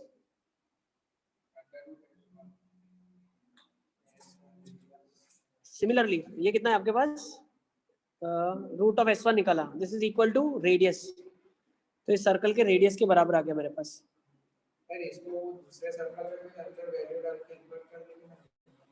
दूसरे में भी डालोगे तो भी यही आएगा। अच्छा, लेकिन एक और चीज हमारे को मालूम है। क्या मालूम है? ये जो सर्कल है इस लाइन को टच कर रहा है, तो ये t, 0 इस लाइन में भी डालो और रेडियस की वैल्यू वहां से निकालो। Let's put it into that, what I will get? 3t + 5/5। नहीं बेटा, दी हुई है यार, रैंडम कहाँ से दिया हुआ है? 3t + 5/5, ठीक है, is equal to √(t² + 1। Agree? Squaring कर दो दोनों साइड, तो 3t + 5 का होल स्क्वायर। अब आप ज्यादा सॉल्विंग मत करो, इसके बाद यही कंडीशन आपको ऑलरेडी मिली हुई है। जो घर से आप सॉल्विंग करके आए तो यही कंडीशन सॉल्व करी आपने। देखो क्वाड्रेटिक की, ये जो जी की क्वाड्रेटिक बनी ना, यही तो है, देखो। ओके, समझ आ गया? जब इसको सॉल्व करोगे टी की 2 वैल्यू आएगी, 2 वैल्यू के लिए 2 सेंटर आ जाएंगे।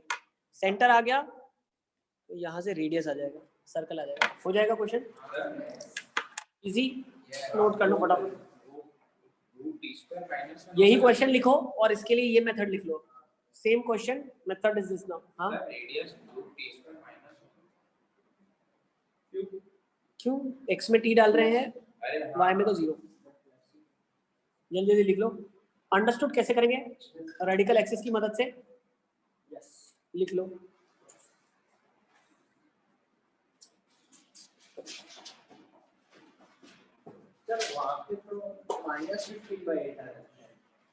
हाँ बेटा, t निकालोगे तो सेंटर आ जाएगा आपके पास।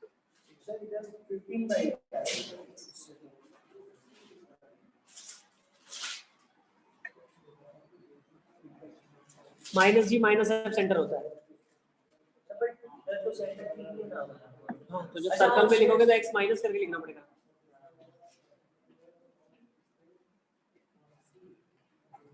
ठीक है, अंडरस्टूड? चले सर्कल में ये हमारा किसके इक्वल है? मतलब सर ये जो टी आया है मतलब किसके इक्वल है? जी के इक्वल है कि माइनस जी? -g के इक्वल है, क्योंकि सेंटर -g -f होता है ना। टी आपका -g के बराबर है। अच्छा हाँ, वहाँ पे हमारा g -55 है सेंटर। हाँ कर लोगे ना अब इसके बाद? चलो आगे चलते हैं फटाफट, लेट्स मूव ऑन। कहाँ पे थे? वो लास्ट वाला कर दो, उसका स्क्रीनशॉट ले लो, वो लास्ट जिसमें आपने लिखा था। ठीक है, और एक दो प्रॉपर्टी और है, लिखो। ये प्रॉपर्टी से क्वेश्चन जल्दी सॉल्व हो जाएगा, ठीक है। अब जैसे देखो next, radical axis of 3 circles taken in pairs are concurrent.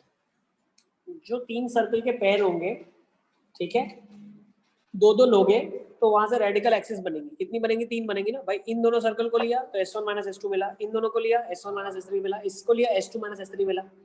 अब ये तीनों के जो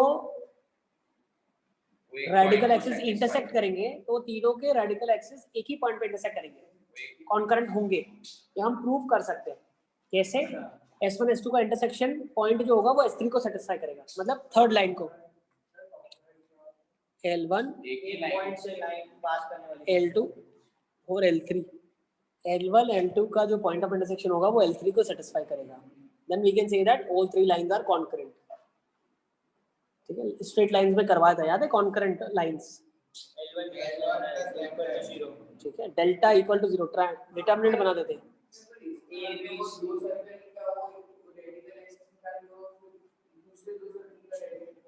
हाँ, फिर बाकी हुए 2 का निकाला, यस 3 होगा, ठीक है। तो जो ये खास पॉइंट आएगा इसको बोला जाता है रेडिकल सेंटर। क्या बोला जाता है?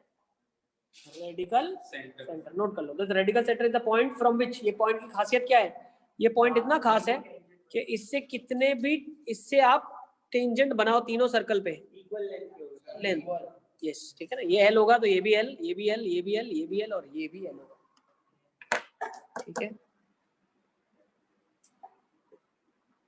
क्लियर? चलो नेक्स्ट ले क्या?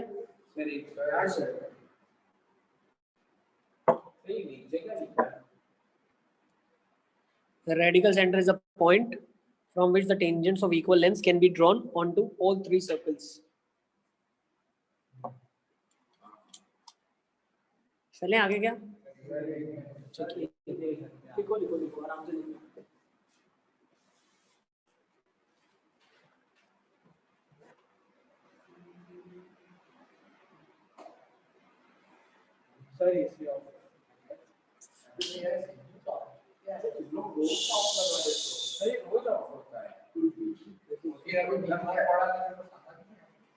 चलो चले, लिख लो फटाफट लिखो। सर दरवाजा का क्वेश्चन रख दो। लिखो, 1 मिनट लगेगा यार, लिखो अच्छे से।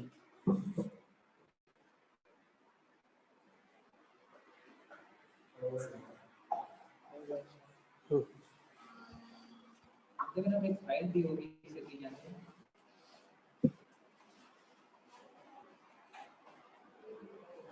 छोड़ देंगे, चलो लिखा। हाँ, कोई नहीं जाएगा घर, 2 मिनट मेरा के साथ। Next, now no radical center exists if all the centers of the circle lie on the same line. ठीक है, क्यों नहीं होगा? डेफिनेटली, बहुत ही आसान सा सवाल है। रेडिकल एक्सिस आपस में पैरेलल बनेंगे तो कैसे लाई करेगा, है ना, रेडिकल सेंटर, ठीक है। Is it clear? तो किस केस में रेडिकल सेंटर नहीं बनता है? जब तीनों सर्कल एक ही लाइन के ऊपर लाई करें, एक ही सेंटर पे उनका लाई करे सेंटर, ठीक है ना। नेक्स्ट, अब जब 3 इंटरसेक्टिंग सर्कल्स बने आपके पास तो रेडिकल सेंटर कहाँ आ गया? तीनों के पॉइंट ऑफ इंटरसेक्शन वाले रीजन में आ गया। तो या तो रेडिकल सेंटर हमेशा सर्कल्स के बाहर होगा या तीनों के अंदर होगा, ठीक है।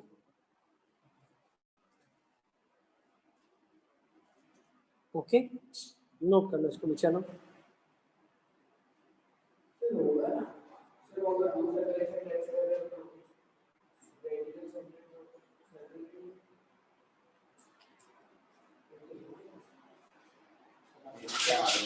होगा ना, 2 का इंटरसेक्शन टचिंग का हो और थर्ड इंटरसेक्ट कर जाए, उस केसेस में जो ये रीजन होगा ना, ये रीजन नहीं एग्जिस्ट करेगा, ऐसा कुछ।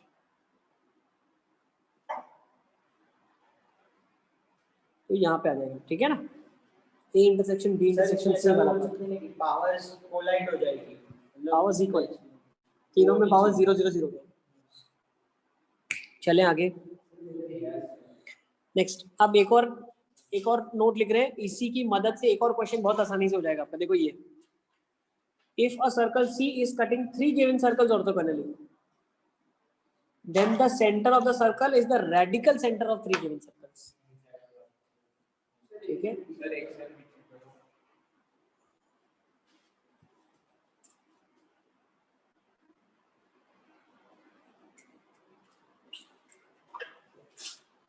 ठीक है, चले देखो क्या बोल रहे हैं, if a circle C is cutting 3 given circles, अगर एक सर्कल 3 गिवन सर्कल्स को ऑर्थोगोनली कट कर रहा है, then centre of the circle is the radical centre of 3 given circles. क्यों? ये ऑर्थोगोनली कट कर रहा है तो एक सर्कल जो होगा, एक सर्कल जो होगा उसके लिए ये रेडिकल एक्सिस होगी, फिर इन दोनों के लिए ये रेडिकल एक्सिस होगी।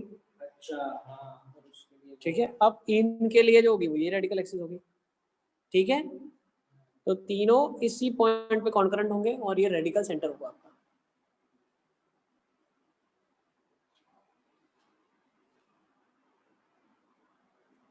ये C1 C2, ये बोल सकते हैं C2 C3 C1 C3, ये आपका रेडिकल सेंटर हो जाएगा। ठीक है, यस।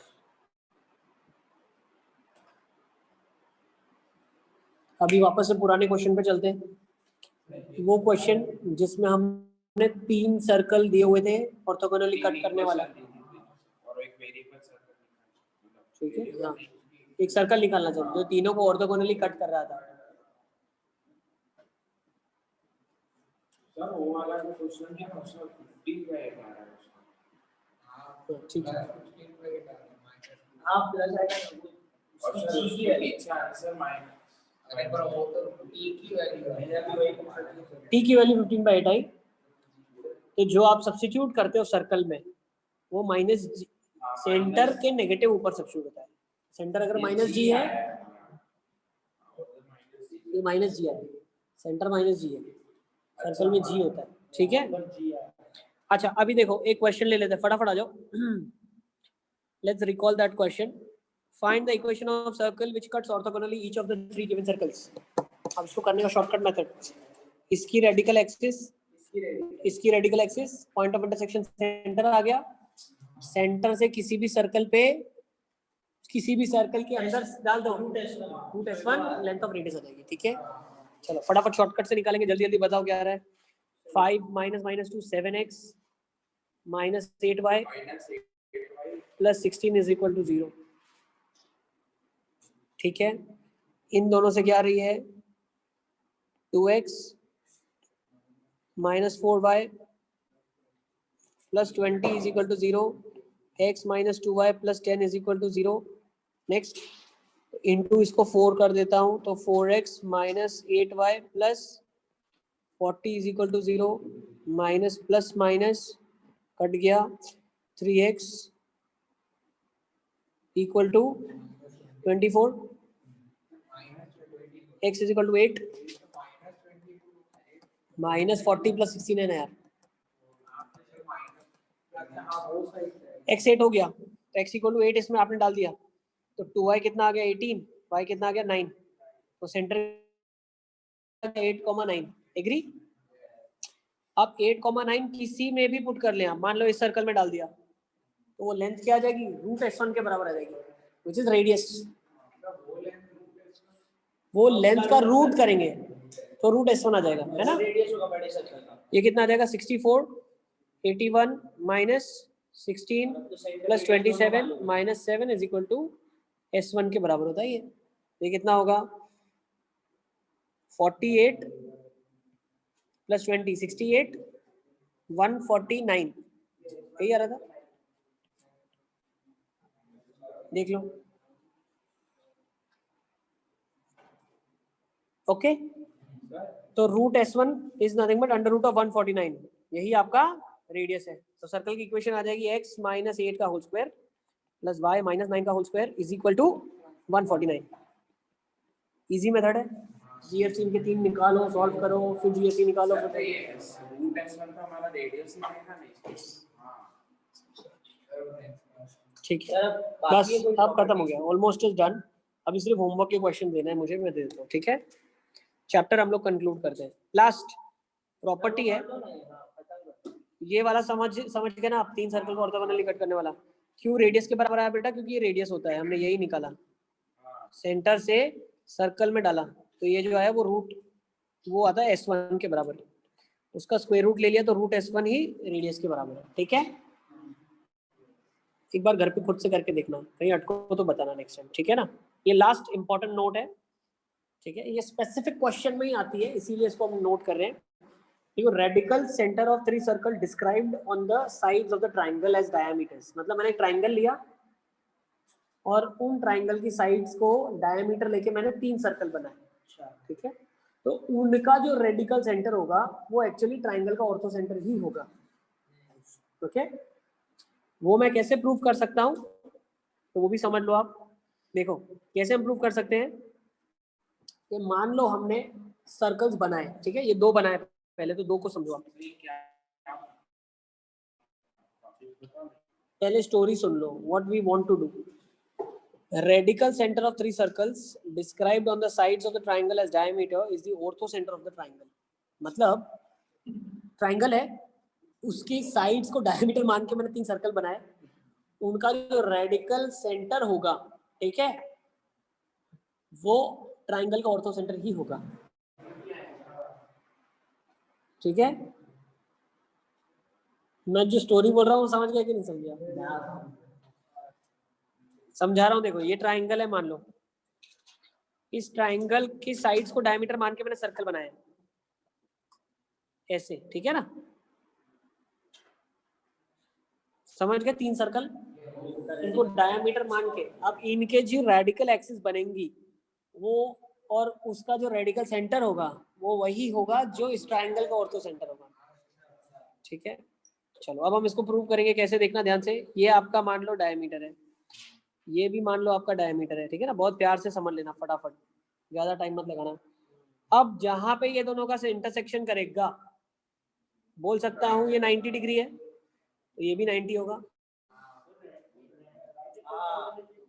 कोई भी ट्राइंगल हो बेटा, एनी ट्राइंगल, ऊपर वाला भी 90 है, ठीक है, ये 90 बन गया, ओके। Is it clear? ये डायमीटर था इसके लिए, तो ये ऑल्टीट्यूड है, और ऑल्टीट्यूड का point of intersection orthocentre ही होता है, ओके। तो बेटा ये जो एक रेडिकल सेंटर आई, ये ऑल्टीट्यूड ही आया, रेडिकल एक्सिस आई, वो ऑल्टीट्यूड आया। वैसे ही ब्लेम गेम हम लोग दूसरे 2 पे करेंगे, तो वो भी ऑल्टीट्यूड आएगा, वो भी ऑल्टीट्यूड आएगा। तो तीनों अल्टीट्यूड वो का point of intersection orthocentre ही होता है, और रेडिकल एक्सिस का इंटरसेक्शन रेडिकल सेंटर ही होता है, ठीक है। Is it clear? अल्टीट्यूड ही वो 90 डिग्री भी बनाएगा। तो चैप्टर यहाँ पे हम लोग कंक्लूड करते हैं। बस क्वेश्चंस होमवर्क के लिए है, 5 लिख के जाओ। चलो तो कल हम लोग डिस्कस करेंगे क्वेश्चंस को, ठीक है? नहीं, कल करें, ठीक है। कल होमवर्क दूंगा, ठीक है, आज नहीं दूंगा, ओके। चलिए bye bye everyone, take care.